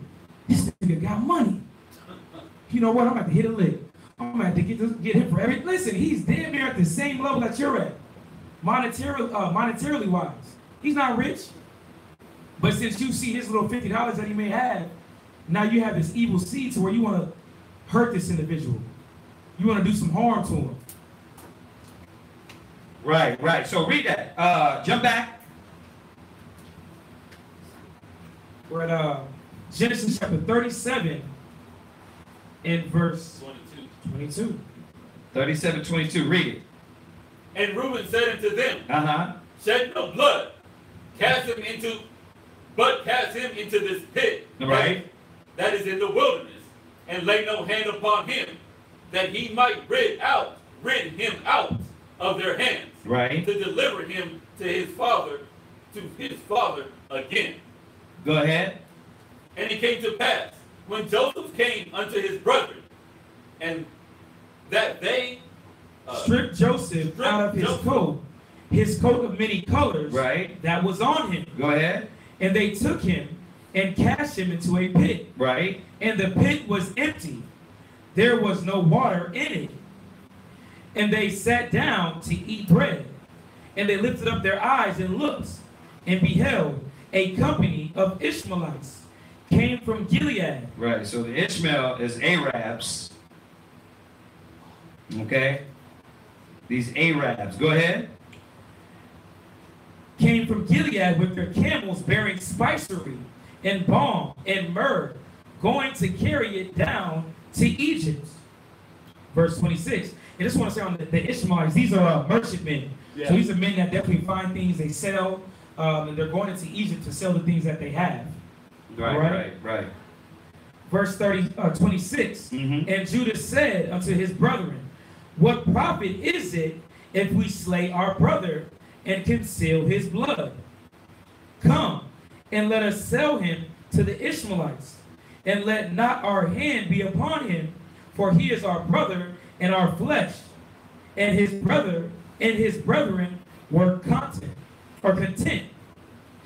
Yeah, so you got Judah trying to dissipate it also, trying to lessen the blow. Right. It's like the same thing with Christ. Whenever Pilate was like, listen, the man's not guilty, but I'm going to let y'all do what y'all want with him. Right. It's like, you still guilty because you allowed them to deal with him that way. Yeah. Go ahead. Verse 28. Uh-huh. Then there passed by Midianites merchantmen. Right. And they drew and lifted up Joseph out of the pit, and sold Joseph to the Ishmaelites for 20 pieces of silver. And they brought Joseph into Egypt. Right, so 20 pieces of silver was what? $400. Right, $400. He was sold. They say each piece is worth $20 nowadays. So Christ was sold for 30, $600 by Judas. Yeah. Go ahead. Verse 29. And Reuben returned into the pit, and behold, Joseph was not in the pit, and he rent his clothes. And he returned unto his brethren and said, the child is not, and I, whither shall I go? Yeah, that was cold-blooded, man. Yeah. You hear the word they're using, child. This was he was young. So this was cold-blooded what they were doing. Go ahead. You got some of the... Yeah. Go ahead. And this is just on the point of Reuben to show you his state, because, you know, he put him in the pit to try to save him. But he was a little bit too late. This is going to be Antiquity of the Jews, book 2, chapter 3, verse 31.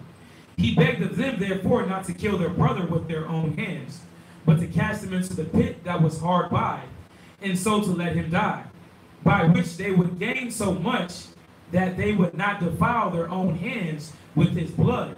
So basically, he was just trying to let them know, like, listen, don't kill him so you won't defile your own hands. But he's basically trying to give him another route so he can save his brother. He's trying to appease their anger. Indeed. Yeah, he's trying to appease their anger so they won't kill him. You know, once again, what's going on here? The Most High is moving. Right. The Most High is putting everybody in this predicament.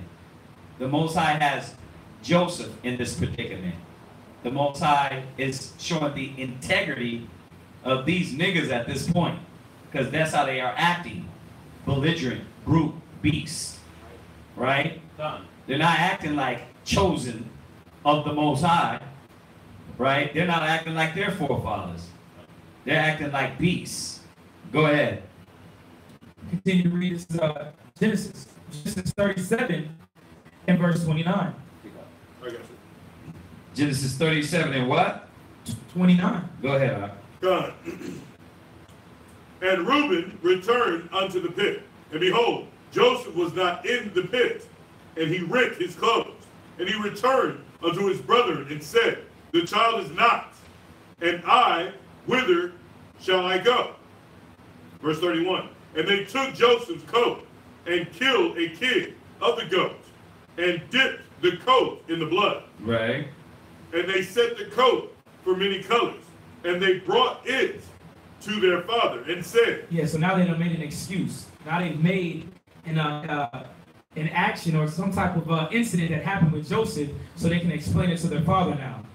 They done killed the goat, dipped his coat in blood, ripped it up to show his father, like, listen, Joseph, this is how we found it. Something happened. Yeah. We don't know what happened. Something weird and strange. I don't know if this is his code, but as we read, we're about to find out. Go ahead. this have we found. Know now whether it be thy son's coat or no. Yeah, they was like, listen, we don't know if it's his or not. We said, Right. stop it. This is a beautiful coat, man. Thy son, not our brother. Right. That's cold. Not our brother, thy son. It's showing you, man, that spirit with them was right at the time. Go ahead. And he knew it, and said, It is my son's coat. An evil beast have devoured him. Joseph is without doubt rent in pieces. And Jacob rent his clothes, and put sackcloth upon his loins, and mourned for his son many days. And all his sons and all his daughters rose up to comfort him. But he refused to be comforted. And he said, For I will go down into the grave unto my son's mourning. Thus his father wept for him. And the Midianites sold him into Egypt unto Potiphar, an officer of Pharaoh's, and captain of the guards. Yeah, so here goes another fun trip for Joseph. This is another addition. Now he's going into captivity. Now he's going into slavery into Egypt. Right. Now you got to think about this. The integrity of this child at a young age being cast down. 17 years old. 17-year-old cast down. And how the Most High is going to work with him. So what are we learning? The Most High it don't matter about age. The Most High will build you up. The Most High will protect you. Male, female, right? Child, man. The Most High deals with you. So, what's crazy is this, that you can see, man, it's like, now you can see why we went into slavery. You can see why the Most High was punishing us. Like think about it. Like obviously, and I'm jumping way ahead, but now you can see why, as those tribes, you know what I mean? The Most High put us in slavery. Like, what was it that we had to go in slavery into Egypt? But you can see that the spirit wasn't right with these cats, and the Most High had to punish them. Yeah, and he punished them through their seed also. Yeah. Go ahead. Genesis chapter 38 and verse 1. You can jump to 39. Jump to 39. So 39 is going to go more to whenever Joseph came into Potiphar's house. All right? Done. So Genesis 39 and 1. Go ahead. Genesis chapter 39 and verse 1. And Joseph was brought down to Egypt. And Potiphar, the officer of Pharaoh, captain of the guard, an Egyptian, brought him of the hand of the Ishmaelites. Mm-hmm. Now, hold that. Go to First Samuel's.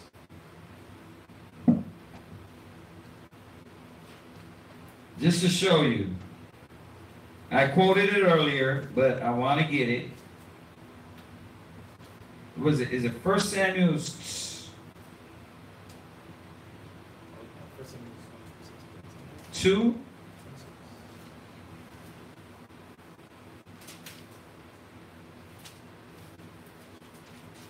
Let me get this real quick. No. Yeah, First Samuel 2, and you're going to read verse 6. Verse 6. First Samuel 2 and 6. Add this to your notes. Because this is what the Most High is showing us, man, with Joseph. Read that. God, 1 Samuel chapter 2 and verse 6. Go ahead. The Lord killed it. The what? The Lord kill it. Nobody can take your life. The Most High can give your life. He gives your life up. Man doesn't take your life. The Most High takes your life. The Most High didn't kill Joseph because he had a bigger purpose for Joseph, for Israel. But at the same time, look what he did to him. He threw him in this pit. He threw him in a lower state. But did Joseph panic? No. Did he curse God? Lie. Did he say, you know what? That's why I ain't dealing with the Most High. I'm going to go back. I'm going to worship the gods of the Canaanites? Lie. You're going to find that out. Read. The Lord killeth, Right? and maketh alive. Go ahead. He bringeth down to the grave. He doeth what? Bringeth down to the grave. He bringeth down to the grave. So the Most High brings you low. A lot of people don't want to face the facts. The Most High got you in the condition you're in. But why? What is it that you did? What is it that you didn't do that the Most High got you in this lower state? What is it that he got you in this situation? And you can't, you're being tried. It's a battle. The Most High did it, but why? Right? That's what we're all asking ourselves. Why? When you're in the lower state, you're supposed to be like, why? When you're not getting blessed, why? When you are getting blessed, why? Why am I getting this? Why is the Most High with me now? Because I got to keep doing this. If I'm getting blessed, then I got to keep moving in the spirit to get blessed. If I'm in a lower condition and the Most High is whooping me, is it because that's something I did wrong? Or is it because the Most High wants to try me? That's the only reasons, right? Job, he didn't do nothing wrong. Joseph didn't do nothing wrong. But the Most High was revealing these men. He was showing you what type of men these are. Giving us an example how to be. When you are brought low, when people lie against you, when people envy against you, right? Go ahead. He bringeth down to the grave. Go ahead. And bringeth up. Yeah, and that's the thing. Most High can bring you down to the grave. Some people, man, he got to bring low because they pride. But he can lift you up. Go ahead. Verse 7. The Lord maketh poor. He what? The Lord maketh poor. Why are you broke? Is it because you're not using wisdom? Is it because you don't have no humility towards the Most High? Right? Is it because you did something wrong? You're supposed to be asking these questions. You know what happens to our people, man? They walk in ignorance, they walk in blindness, and they keep making the same mistakes over and over again. And the Most High never lifts them up out of that situation. So you need to be answering these questions through the scriptures. Go ahead. And maketh rich. Read. He bringeth low and lifteth up. Right. He bring low. He's bringing Joseph low right now. You're going to see why he lifted him up, but he brings him low. Where are you at right now? Ecclesiastes chapter 11 and verse 21. Yeah, write this down. Ecclesiastes 11 and 21. Write this down. This is a good story, man. This is a good story. It shows you about a lot about the Most High, man, and men, and yourself. Go ahead, read that. Ecclesiastes chapter 11, verse 21. Marvel not at the works of sinners. Go ahead. But trust in the Lord. See? And that's the thing. A lot of times, you worried about everybody else. But the Most High is stumping on you. You're trying to figure things out, and then you're doing it the wrong way. You don't go to the wisdom. You don't go to the knowledge. You don't go to the word. You go to your emotions and try to figure it out. See, but a wise man looketh well to his goings. Come on, read on. Trust in the Lord, and abide in thy labor. Go ahead. For it is an easy thing in the sight of the Lord on the sudden to make a poor man rich. Yeah, and that ain't only carnally riches. It's an easy thing for the Most High to bring you low and the Most High to bring you high. Finish where you at in Samuels. Done. You can't let it go. Done. Go ahead, finish. 1 Samuel chapter 2, verse 7. You don't let it go till I tell you. Go ahead. The Lord maketh poor and maketh rich. Go ahead. He bringeth low and lifteth up. Go ahead. He raiseth up the poor out of the dust. Read. He lifted up the beggar from the dunghill. Read.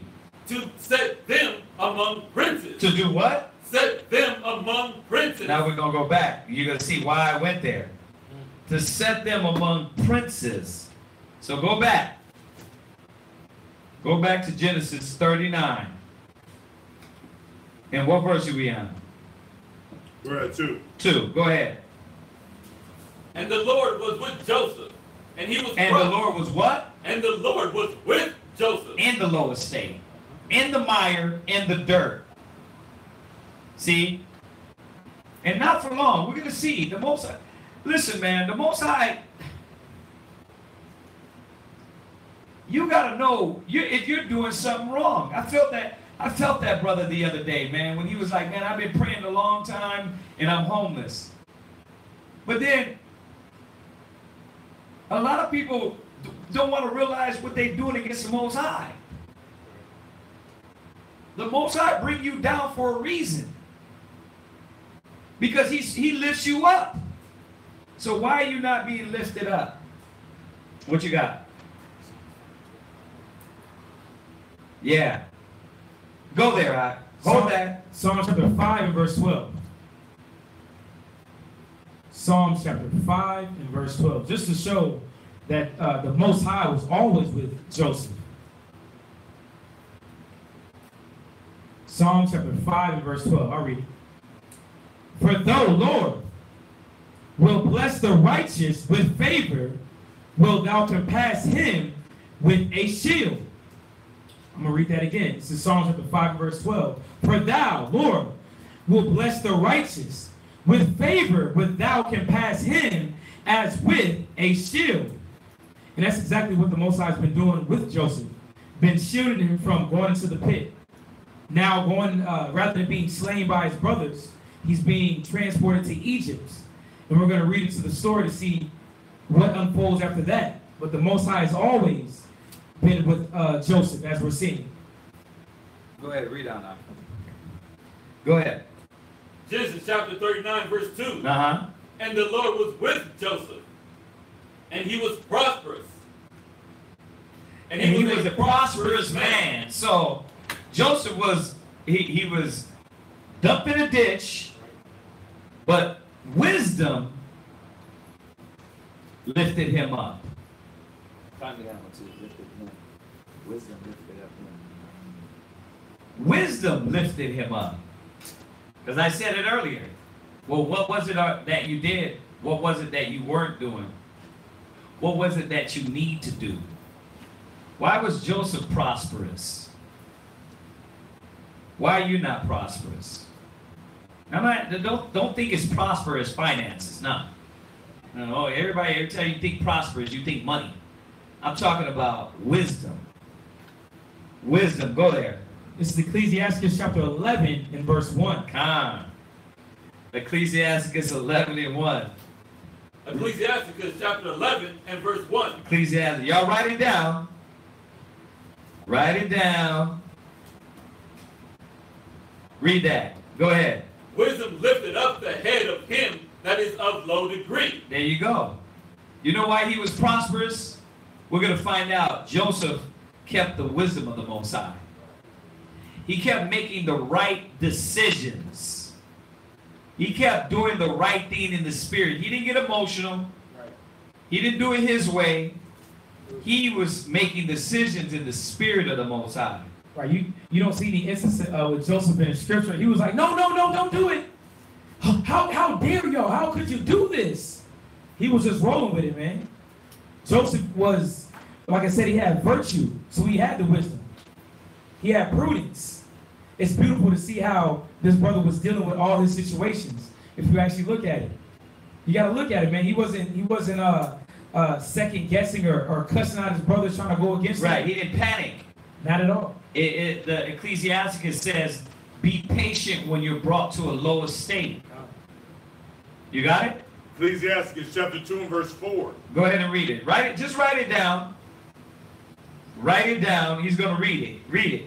Ecclesiastes chapter 2 and verse 4. Go ahead. Whatsoever is brought upon thee, take cheerfully. Go ahead. And be patient when thou art changed to a low estate. See? How many people can take it cheerfully? Bree's like, But you know what? What happens and what could you do? What happens when you don't take it patiently? Nothing. Nothing. You can't change nothing. Kicking and screaming and crying, you don't change nothing. Most likely, you're going to make it worse. You understand? It's just like, it's no different than those babies. They can kick, they can scream. But until you get that bottle ready, they're going to have to be patient. Same thing, until the Most High say, listen, hold on. I'm going to bring forth the blessing. You got to shut the hell up and be patient. So where's the benefit in us kicking and screaming, denying anger, and bucking up? Nowhere. Nothing. Doesn't benefit you. That's why it says be patient when you're brought to a low estate. You should be thinking of, what did I do? Did I do something wicked to deserve this? Or is the Most High trying my heart? Oh, you committed adultery. Oh, you're on drugs. Oh, you're a murderer. Oh, you stole from this person. Oh, you just got so much doubt in you, you rejected the Most High. Oh, you let your lust control you. Oh, nobody can tell you nothing. Oh, okay. Now we know why you're in the low estate. Because you're too damn prideful. So what are you going to do? He's going to take you through the mud, put your face in it, right? And keep showing you what? This is why you're in the low estate. But sometimes when people are in the low estate, they so prideful that they will deny everything, the reason why they've been brought low. Or it might just be the Most High's trying you. You can be the righteous person, right? But the Most High is trying your heart before he bless you. Because usually what happens? What happens with those type of persons that are real quick to abandon ship on the Most High? You know why they don't give them nothing? Because really, when they do get it, what's going to happen? They're going to be the same nigga they were anyway. Right? That's what we said the other day. You give a drug dealer $1 million, all of a sudden he gonna be right? He gonna seek the Most High? He's gonna be a drug dealer with $1 million. You give a murderer $1 million? You give these niggas $1 million in the hood, what happened? They don't be like, damn, the Most High bless me, man. Let me get my spirit right. So now you understand why the Most High keeps certain people low. Because you ain't proved yourself to the Most High. He said it's a small thing under sudden to make a poor man rich. So why are you not getting what you want? You ain't pleasing the Most High. You start pleasing the Most High, you'll get what you want. Come on, let's read about Joseph. This is a beautiful, beautiful class. Go ahead. Come on. Genesis chapter 39 and verse 2, last precept. Right. And he was in the house of his master, the Egyptian. 3. And his master saw that the Lord was with him. Right. See, so now you're starting to be infectious. This is what happens when you keep your integrity. When you maintain your integrity and your righteousness, you're not overcome with evil, you overcome evil with good. So now people around him are seeing the spirit on him. Man, I should have added this to my class. But this is beautiful. This is beautiful. It's perfect. You start infecting people around you, not becoming the demon. You don't become, that's what Israel do. You want to judge them for being the demons to you, but then you become a demon. But you know what he did? He maintained the wisdom, knowledge, and the spirit and integrity of a righteous man. And guess what happened? The Most High let the nations see what type of person he is. That's what we're supposed to be doing. We're supposed to keep maintaining the spirit. What? I just want to show this what Josephus said on this point. He said he entrusted also the care of his house to him. So it's talking about Potiphar. So he enjoyed these advantages, yet did he not leave that virtue which he had before. So Joseph didn't leave off the wisdom. Joseph didn't leave off the wisdom, the knowledge, and the understanding that he had even before his trial with his brothers, before Egypt. It says this. It says, yet did he not leave that virtue which he had before upon such a change of his condition. Even though his condition changed, he never changed. He always stayed in that spiritual mind frame. He always stayed in the spirit of the Most High. But with that, as we see that his master in Egypt saw the spirit of the Most High upon him, man. That's beautiful. And we got to think about ourselves, man. If we still stay in the spirit when we deal with the people at our jobs, our parents, our friends. Listen, the scripture says the Jew requires a sign, man. They have to see us with the spirit upon us. We have to stay straight with the laws and statutes, abiding in that way. It says, but he demonstrated that wisdom was able to govern the uneasy passions of life. It says that wisdom was able to govern the uneasy passions, man. It's not what the world may say. It's not what Dr. Phil. No. The wisdom, this Bible, this knowledge that he had, he didn't run away from it. He cleaved into it. He didn't abandon it. Yeah, he didn't abandon it. He stayed true to what the Most High blessed him with, and the Most High blessed him in staying true. Yeah. Give me Philippians 4:12. Philippians chapter 4 and verse 12. Just showing that, listen, it didn't matter what condition Joseph was in, he was able to conquer through it, man. Philippians chapter 4, verse 12. Give me a copy when you got it. Just read it. All right. I'm going to write it down. Read it. Write it down when you get it. All right, Philippians chapter 4, verse 12. I know both how to be abased and I know how to abound. Yeah, we're finding out that Joseph knows how to base and abound. Right. It says that his virtue didn't change due to his change of conditions. Whenever he was low, he still had the spirit of the Most High upon him, dealing wisely. Whenever he was in Egypt, his master saw the wisdom upon him. It wasn't like, oh, I'm finally here. I got gold. I can do all these abominations. No, he stuck to what he knew. He stuck to the laws and statutes. He stuck to his heritage. Read.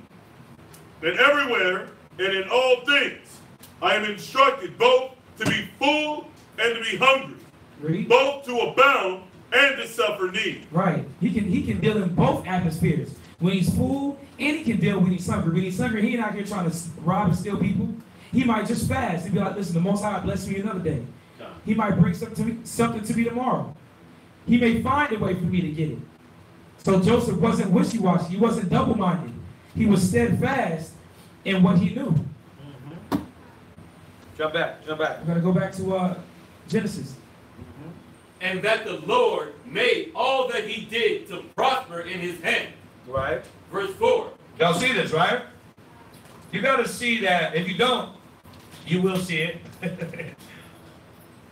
If you don't see it, you will see it, that the Most High, as we maintain a righteous spirit, as we maintain our integrity, as we maintain humility in the spirit, the Most High will keep us. He will keep us. You know what I mean? He will. We don't got to panic, man. We don't got to lose it. We don't got to, man, we don't got to be envious of another one, being envious of the wicked. That's why David said that. Because he could have got envious. He could have got envious of the Egyptians. But you see, man, this righteous character, this righteous individual, right? Thrown in a ditch, right? Put in slavery, then lifted up and put on the right-hand side of these heathens. Now let's see what else happens. Go ahead. Verse 4. And Joseph found grace in his sight, and he served him, and he made him overseer over his house. Right, so this is the slave coming in. He made him an overseer of his house. So this is the Pharaoh's right-hand man, Potiphar. That now Joseph is ruling his household, his finances, his foods. Read. And all that he had, he put into his hand. And it came to pass from the time that he had made him overseer in his house and over all that he had, that the Lord blessed the Egyptian's house for Joseph's sake. And he got blessed off of Joseph. No. Listen, Egypt Yeah. got blessed off of Joseph. And that's why there's when you read history, I mean, whoever's going to go about to do that, you read about the shepherd kings. The shepherd kings was Israelites. You got some on that? You read about the shepherd kings with Hebrew Israelites. So, remember, they didn't say it was us. They called us shepherds. And we were ruling during this time. He gave them that power. When I say we were ruling, Joseph has already gained this power, control, right?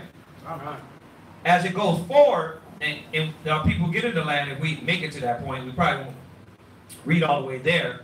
But Israel started to be popular, rule, gain power in Egypt. So you got to see how, it's like now. Who has influence in America? Not with power per se, right? But who has influence? Yeah, go ahead. We do. Right. Right. Israel. So-called Negroes. They have more influence on everything. Clothes, movie, music, Lingo, right? Now, we're not in powerful positions like he was.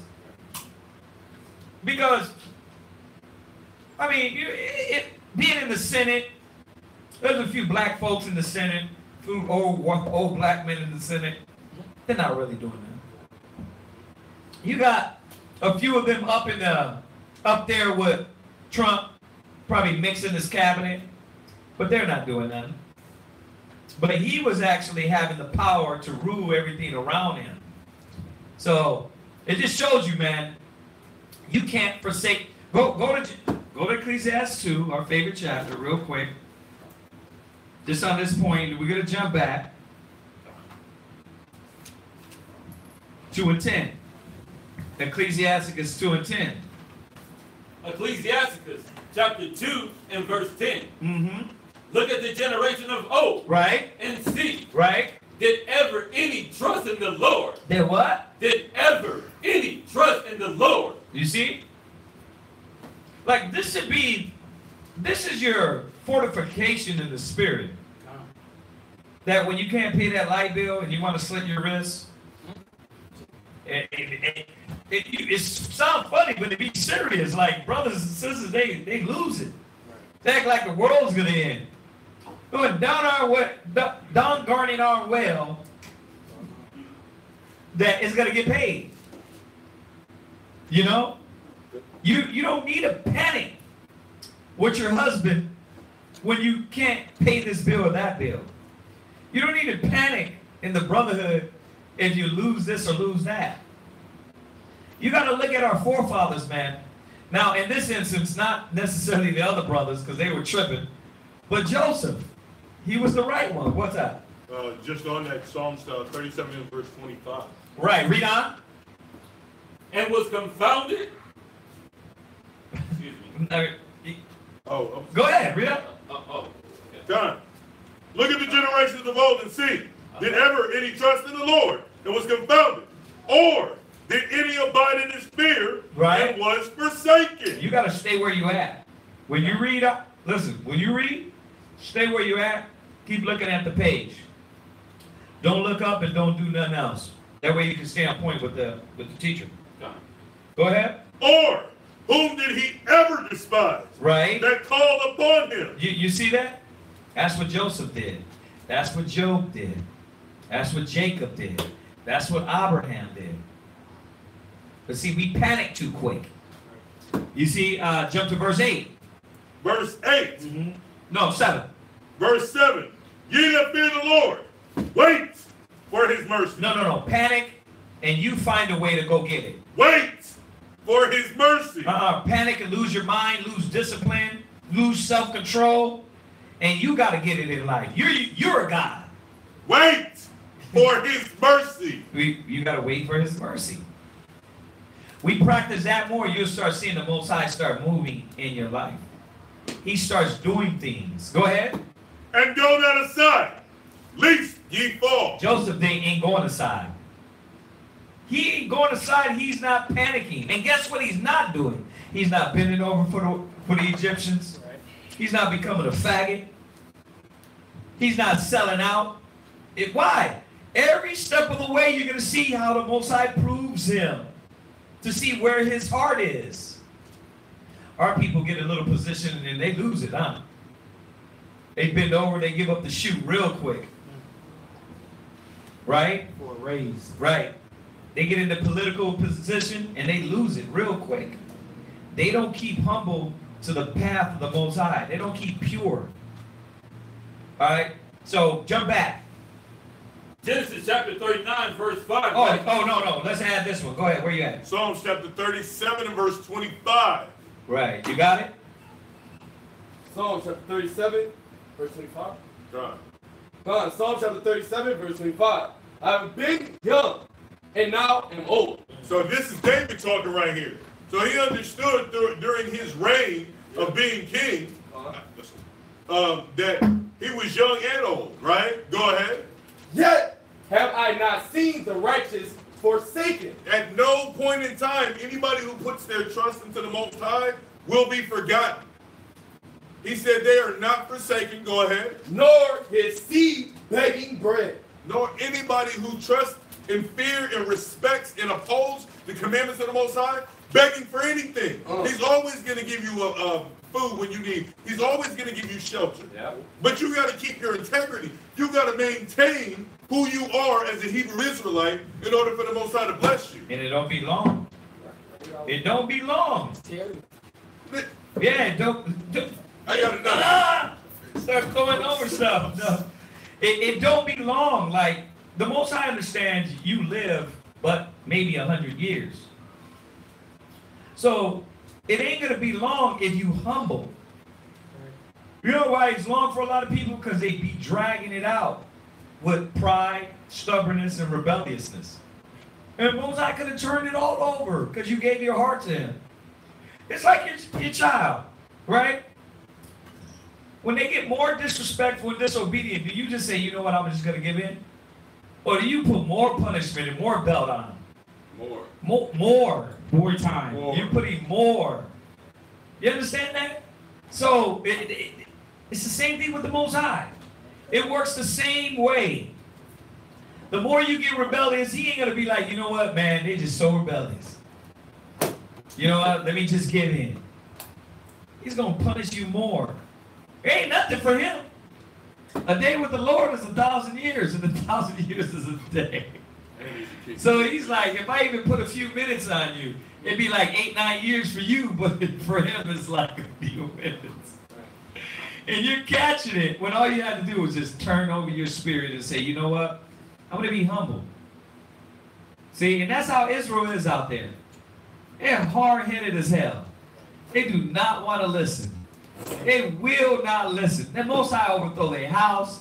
He give their kids to drugs. He give them to gangs. He get them rapes. He get them all these things. And guess what?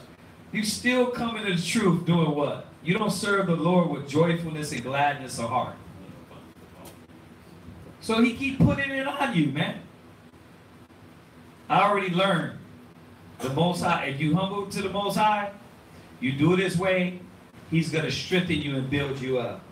All right. Is that it? No, I got it. Where at? First Maccabees chapter 2 and verse 53.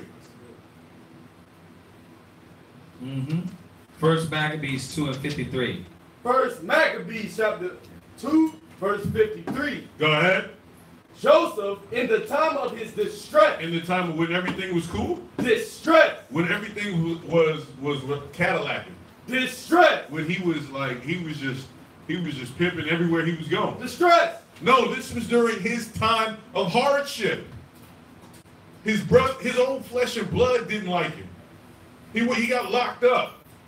He helped somebody else out and they forgot about him. Come on, man. He couldn't catch a break, but guess what? During that distress, every single turn, go ahead. Kept the commandments. No, he forgot about him. Kept the commandments. He said, screw this. Kept the commandments. No, I'm gonna curse the Most High and die. Kept the commandments. No, you know what? Screw these people. Screw my family. kept the commandments. He kept his commandments. He stayed in the path. He didn't stray off of the way to go. That's I'm gonna say it again. Envy not the sinner, neither choose none of his ways. You see these brothers, sisters, you see the wicked, they abandon ship. C'est la vie. You know what I mean? Okay, con. Because every brother or sister that's abandoned ship, I watched it. I sat back, and it didn't turn out good. All you did was just go back into the matrix, blind, deaf, dumb, and stupid. Right? And if the Lord did love you, think about it. If the Lord did love you, he will whoop you. Sometimes the Most High just let you go back out there and everything be all right. That's scary. That's the scary part. That he don't even whoop you. He just let you. People be thinking like, oh, I'm doing right because the Most High ain't whooping me. That's the scary part. They got it backwards. The Most High chastised the one he loved. So when you do go out and everything going all right and he don't whoop you, you better check yourself. You better see, man, damn, why is the Most High not working with my spirit in purging me? So, you done on that? I got another one.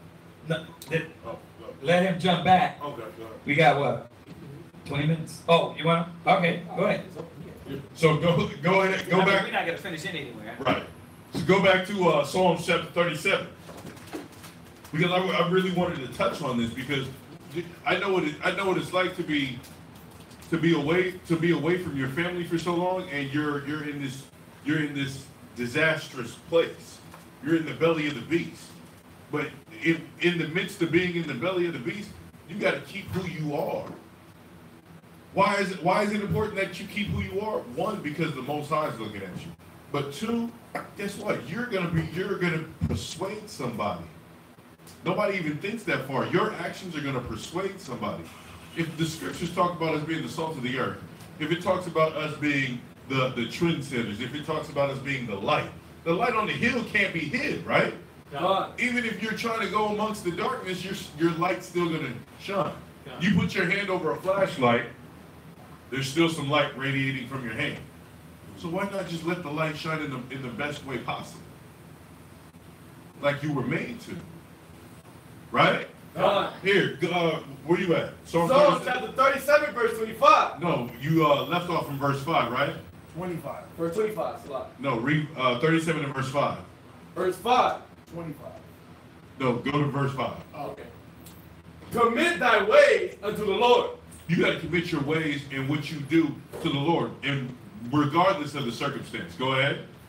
Trust also in him. Trust in what you feel? In him. Trust your surroundings. In him. No, that means close your eyes and look up to the heavens and pray to the Most High. In every step that you take, go ahead. And he shall bring it to pass. And he's going to what? Bring it to pass. He's going to bring your enemies and make them bow down before you if you stay on this right path. Oh. He'll make them kiss your Converse. Con. Read. Verse 6. And he shall bring forth thy righteousness. He's going to bring forth the righteousness. Go ahead. As the light. Go ahead.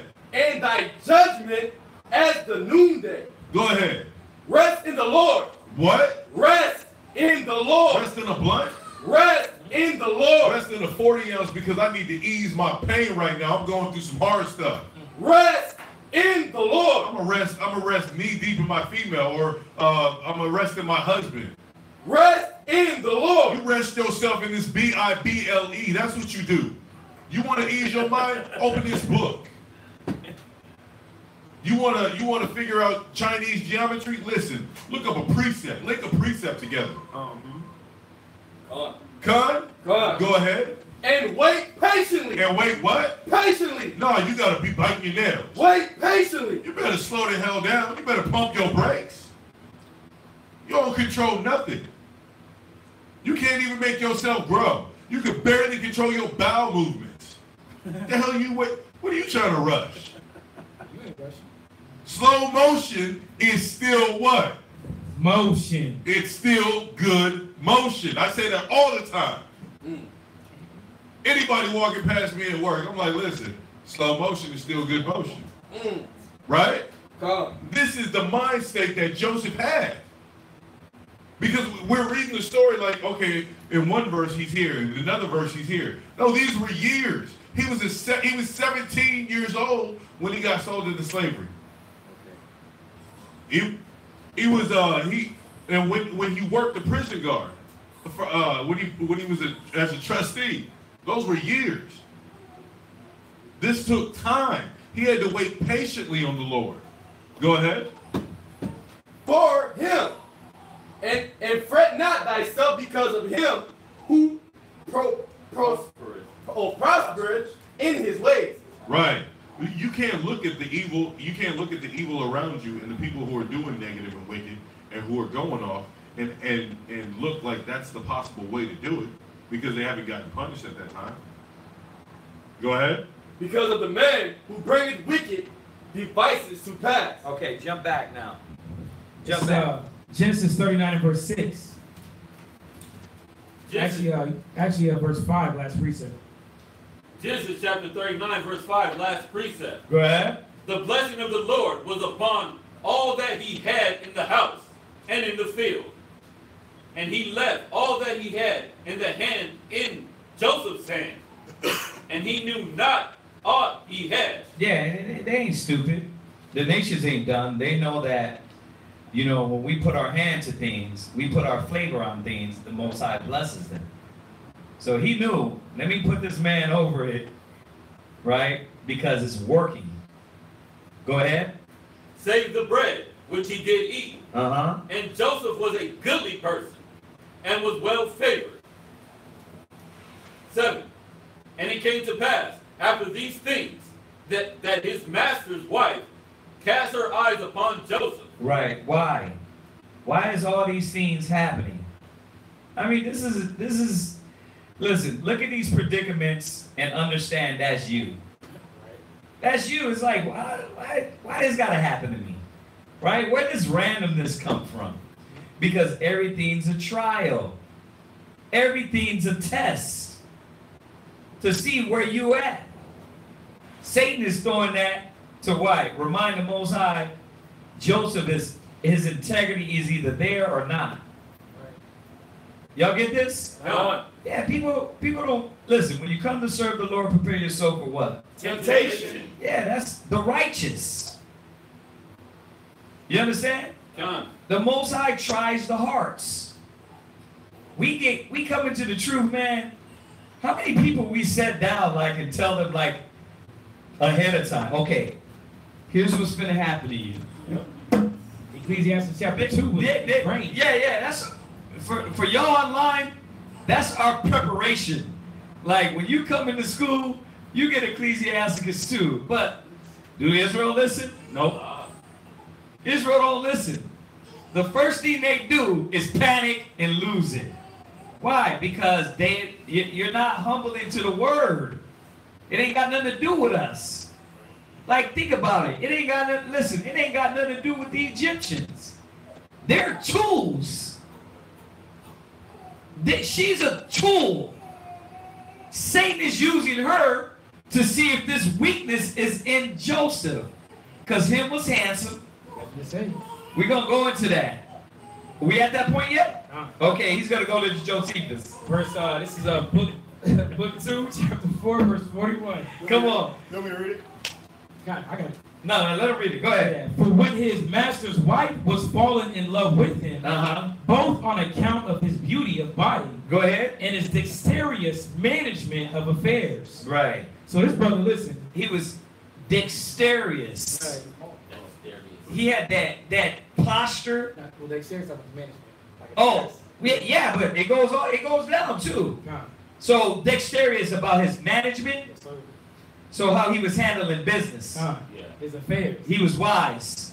Yeah, he was efficient. Now think about it. He's maybe a little bit older now, right? Well, no, this is actually he's still probably 18 maybe, because he didn't go into prison quite yet. After. Oh, he didn't go to prison yet. This is after. So he's probably a little bit older. Still a young man. Think about it. Let's say if he's still under 20 or 20 years old. Think about these men these days. Think about an 18 to a 20-year-old man, putting them in positions like this. His spirit will be warped, smacked, flipped, destroyed. But this was the young man of Israel back then. Men of wisdom, knowledge, and understanding. Able to listen, to go up and lead under the Pharaoh. That's power, man. They said he had chastity, which means pure in mind, pure in body. Yeah. Kindness, empathy, and love. Yeah. He was pure. Damn. He was pure at the time. He was still pure. Still a young man. Go ahead. It says, of the beauty of his body and dexterity of management of affairs, and suppose that if she could make him known to him, she could easily persuade him to come in and lie with her. And that's why he said, and I beheld amongst the youth the simple one, void of understanding. See, but Joseph wasn't simple. He was young, but he wasn't simple. She came tossing it at him, trying to get his attention, right? Trying to be noticed, right? You got that woman at work, or you know she got a man, but she's trying to notice you. She's the one where you like, she's like, yeah, I'm married, but still trying to get in your face and talk to you like this. You got those demons, man. Well, what difference is this than what we go through in our life? It's the same thing. Temptations, right? Temptations being brought out to pull out what you are. Are you a man of integrity? Like we always talk about. You got sisters that try to come through the school. And you got what? The young, dumb idiots, what? Like Pepe Le Pew going right to it. But us that know better, we're like, don't do that. Right? Don't deal with that. But you got brothers, what? Going right to it, and then where they at now? They both gone. Why? Because they're not maintaining their integrity. You understand? Done. So this is what it's all about. This is our example. Joseph, Jacob, Isaac, Abraham, right? All of our forefathers. Shadrach, Meshach, Abednego, men of wisdom, children, and men of wisdom, knowledge, and understanding. You see that? Yeah, they were young too. You think he was thinking about power? Well, I got the power. You know what? I can go dip off and commit adultery with her. Listen, though, there's no commandments. Listen, he gave me everything. I might as well go ahead and take that too. Right. It looked like a Showtime movie. Yeah, it looked like a Showtime movie. He dips off with Pharaoh's wife. They making love on the low. Right. You know what I mean? I can see them throwing that madness in there. Like Troy. But like Troy, like he maintained his integrity. So look at how powerful these stories are to show us and to show us how to be an example. Go ahead. It says, and that he would look upon it as a piece of happy fortune that his mistress should entreat him. Right. She thought throwing it at him, he was going to be like, you know what? Baby, this is a gift. Right. You know, this is the Most High blessing me. How many brothers do that? How many? How many? Talk about, look, the Most High blessed me with her, right? Like, nigga, she's a demon. But you got your elders there telling you, like, don't do that, right? Don't deal with her. Wait 6 months. Wait a year. Be patient. He didn't have nobody. Huh? He didn't have nobody. Right. Now, I'm sure she wasn't no Rudy Poo. She was probably beautiful. She was good looking. Sweet. She took care of herself. Come on now. She a millionaire, man. Yeah. So, but he didn't fall to that. See, the word is integrity. Letting your light shine, not just when you're around Israelites, but all the time. The Most High is watching. Go ahead. Is that it? Oh, no, we can keep going. Go ahead. And that, as regarding the state of slavery, he was in, and not the moral character which continued after his condition was changed. So she made known her naughty inclination. She was naughty. Naughty inclination. She was a naughty little girl. Go ahead. And spake to him about lying with her. However, he rejected her entreaties, not thinking it agreeable to religion to yield so far to her. You see that? He knew that his belief wanted to fall in this woman. This was a boy. You understand? Yeah. Look how much wisdom and strength we had in the days. In those days, man. We had wisdom and knowledge. Nowadays, you swear it's a blessing. Oh, that's my rib. If she was his rib, then she would have been with him. Committing adultery. Dirty niggas. Jump back to the Bible. Genesis chapter 39 and verse 7, last precept. Go ahead. And she said, lie with me. Right? 8. But he refused. He what? He refused. Well, maybe nobody's going to see. He refused. Go ahead. And said unto his master's wife, Uh-huh. behold, my master wrought not what is with me in the house. Right. And he has committed all that he hath to my hand. Right. There is none greater in his house than I. Right. Neither hath he kept back anything from me. Right. But thee. Right. But what? But thee. Right. Because he had a moral character around him. Right. He knew that, yeah, I've been given everything, but not to sleep with this man's wife.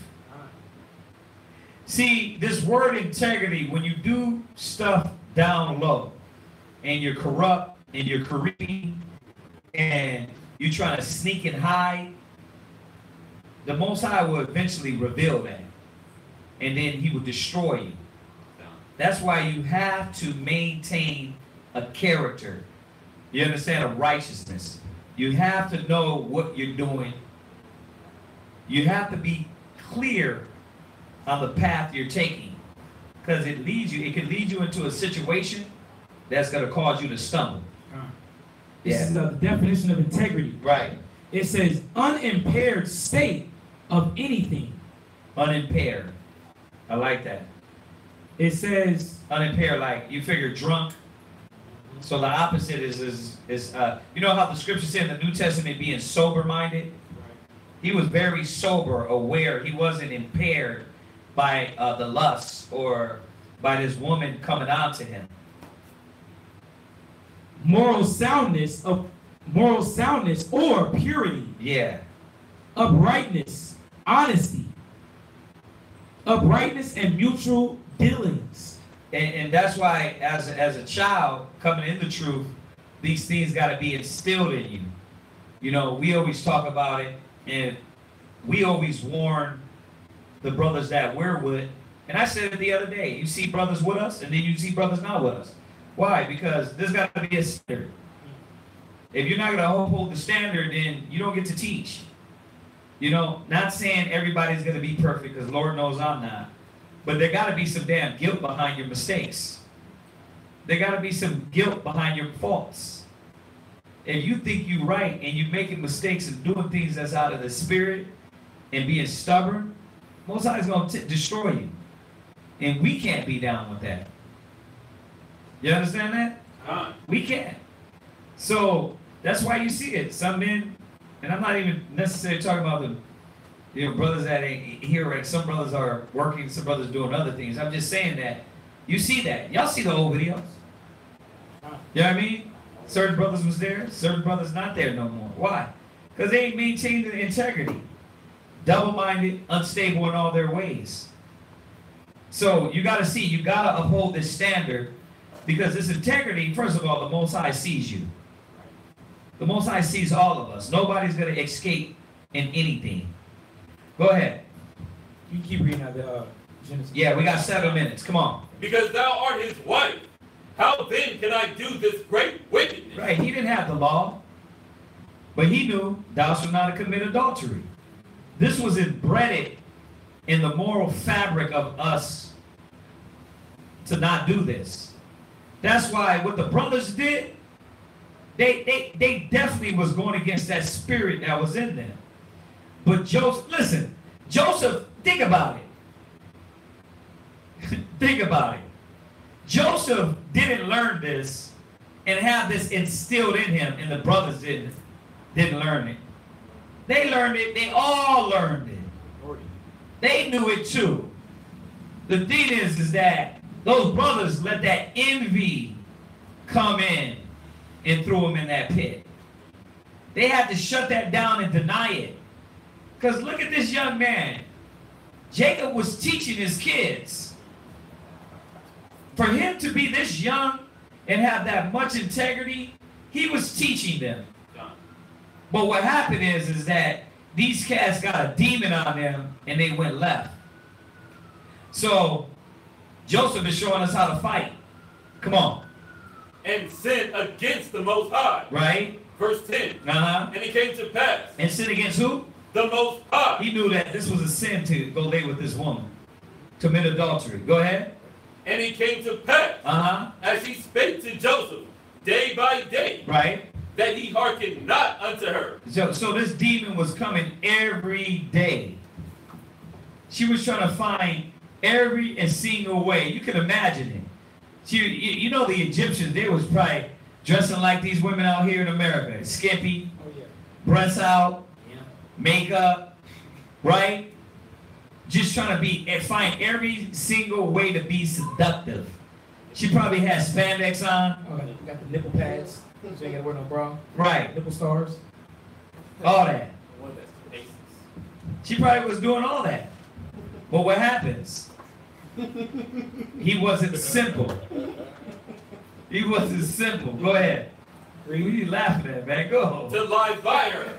Or to be with her. Yeah, she wanted him to what? Lie by her. You see this? That's why it says sit not at all with another man's wife. And it don't. Let me give some understanding. That don't mean that when you're in the sanctuary, you can't say shalom, you can't salute each other. That means that you're not going to go out drinking wine with this woman and consoling her. Sister, everything's going to be all right, sister. You holding another man's rib on your chest, in your bosom, talking about everything's going to be all right, sister. Nah. A lot of brothers get that twisted. We had a brother back in the day, he wouldn't even get a ride with a sister in the car. Like, I would have my rib do the rides, and he didn't want to ride with her. I'm like, he was thinking, oh, brother, it says sit not at all with another. Come on, man, what the hell are you talking about? It's real simple-minded. It don't mean, like, I can't, when we in class, if I sit too close, I'm going to be wicked. It don't mean that. Or we in the car, you know what I mean? We can't sit in the same vicinity. It don't mean that. It means that, like the scripture says, you drink wine with her, you take her in your arms like she's trying to get him to do. He knew this.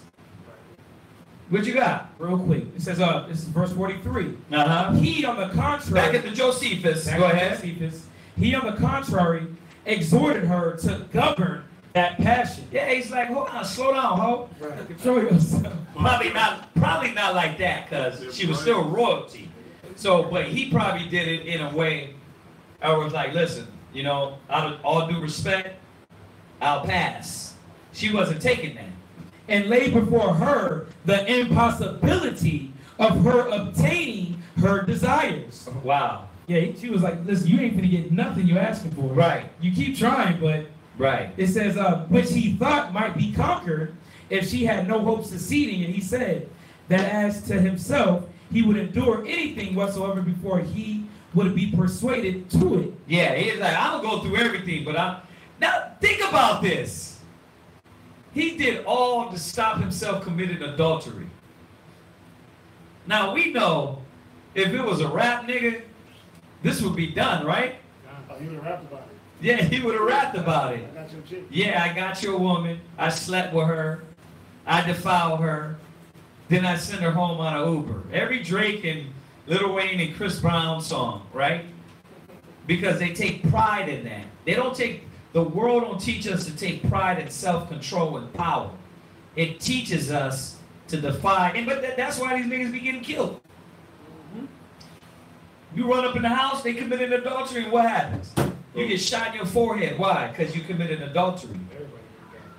See, so this is the Spirit showing us about the control and wisdom in this. At this time, Joseph being a young man, having wisdom and understanding. Go ahead. Verse 44. But this opposition of Joseph, when she did not expect it, made her still more violent in her love to him. Right, because she couldn't control him. She couldn't control him. That's why I said, brothers don't know the power. The more you resist, the more a woman likes you. Right? Yeah. If she likes you. You don't have to always give in. See? Go ahead. And as she was surely beset with this naughty passion, so she resolved to compass her design by a second attempt. Yeah. Steady hit. Yeah, steady hitting him up, trying to get him to give in with her naughty little passions. Yeah. Yeah, that goes into another, the naughtiness? Yeah. Naughtiness, yeah. Go ahead, jump back. Genesis chapter 39, verse 11. And it came to pass about this time that Joseph went into the house to do his business. Right. And there was none of the men of the house there with him. Right. Now, this is, and listen, we keep going out, we're going to go over. And you can finish this up. We'll finish this up some other time. But when we went over the story, we didn't want to just read over it. You know how we like to do for y'all that stay tuned in, brothers and sisters in class. We want to bring out all these different points that you don't think about. All these different things on how the Most High is working on Joseph. The Most High is doing something for the future of Israel. The Most High, man, he be moving the pieces, man. Right. You know, but at the same time, proving you and trying you in your life. So you gotta see this, man. Why we gotta stay consistent in the Spirit. And then you'll see, man, you look down the road and you'll say, man, 10, 15 years later, you kept the standard. Not saying you're going to be perfect, you're going to make mistakes. But you could at least say, man, I didn't commit adultery. I didn't rob, I didn't steal, I didn't defraud, right? If you keep fighting for righteousness. So, I mean, anybody had any questions on that? That's a good, we know how it gets though. When we do the reading, y'all get bored and the story. But, you know, you gotta, that's why I was trying to bring out all these other little nuances in there, because there's so much that you should be meditating on and thinking on that. But did anybody have any questions on that? Live? Okay. All right. Anybody online? We'll check real quick. See if we'll see any of y'all got questions online. But it's not according to the topic. What we got? Is it something easy? Is it something quick? What's that?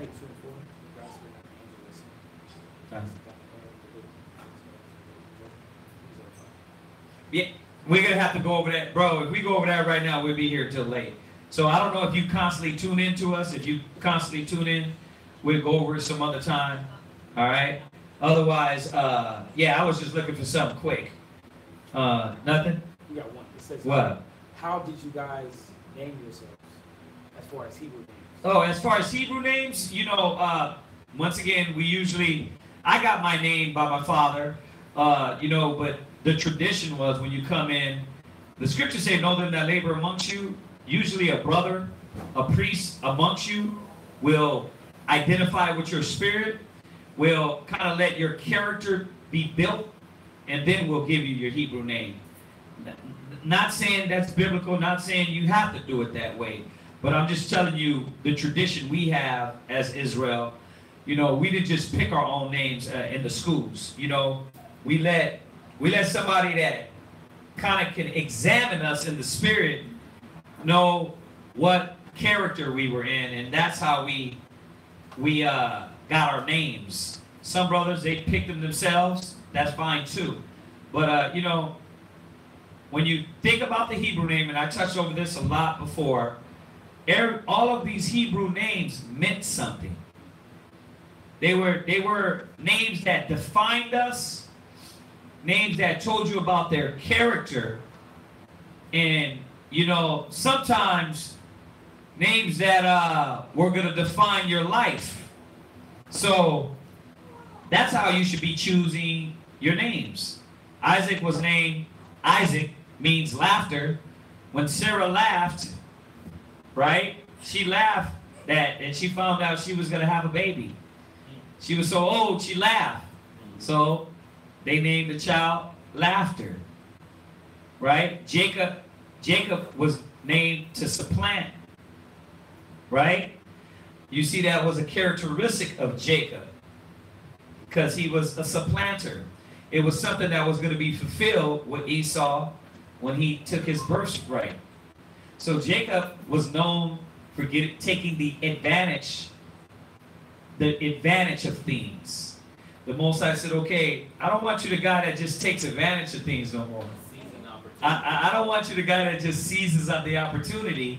I'm going to name you a prince that has power. So, you know, that's why a lot of times you hear us, oh, he acting like Jake. Because Jacob is just the guy that wants to take the advantage or seize the opportunity. You know, but Israel is a prince that has power. So you kind of see these names that they were meaning behind them. David went while he was on the run, and he was running, and he stopped at a house, and the guy's name was Nabal. Nabal means fool. Well, he ended up literally being foolish. But that was his name. His name was Nabal, to be foolish. But see, it was something that his parents named him for some reason, right? It could have been in a happy way. You know what I mean? But he fulfilled it in a different path. So names meant things. Peleg? Huh? Peleg? Yeah, Peleg, right? When you go back to the generation of Adam, and Peleg was named Peleg because during his times, the land was divided. Then through his line, then you got Eber, right? Because Eber was called Ibar, which means past, because Ibar, he kept the language of the past. And that Eber is Hebrew. So you see different situations, they were giving names that meant something and could have meant something for the future. So, you know, whatever name you get, you know, if you're around the body, you know, try to get people to see your character. Scriptures say, know them that labor amongst you, and then get your name. And if you're not, if you're just watching class online, then look at your character. Look at yourself or the man you want to be in the new man, and, you know, give your Hebrew name according to that. Don't give a Hebrew name because it sounds like you're going to be killing 1,000 men, or because you're, you just want it to sound cool. You know, Manatazach Adawam. You know what I mean? You know, destroyer of Esau. You know, the conqueror of Esau, like, really? Like, but you haven't conquered yourself. You can't conquer your rib, you can't teach your household, but you're the conqueror of Esau. You know what I mean? And I'm just saying that being facetious with it is just that you want to name yourself something that is going to be meaningful to your life. So, yeah. And that's, you know, I quoted a lot of things where you can go back to and look and see how we named ourselves in the Bible. All right? So hopefully that helps you. Was that it? Huh? Oh, more? More? What about albinos? An evil Israelite can become an albino. Yeah, but, well, first of all, it wasn't all the time evil. So I'll squash that one quick. Yeah, Miriam was turned into an albino because she was rebellious, but it wasn't all the time you were wicked and you became an albino. It wasn't necessarily the case all the time. So just to check that real quick. But listen, we will be back here Wednesday. Class stops at 10. We'll be here going 4 hours if we keep with questions. So just come back with us and join us for class on Wednesday. And we'll answer all the rest of the questions or the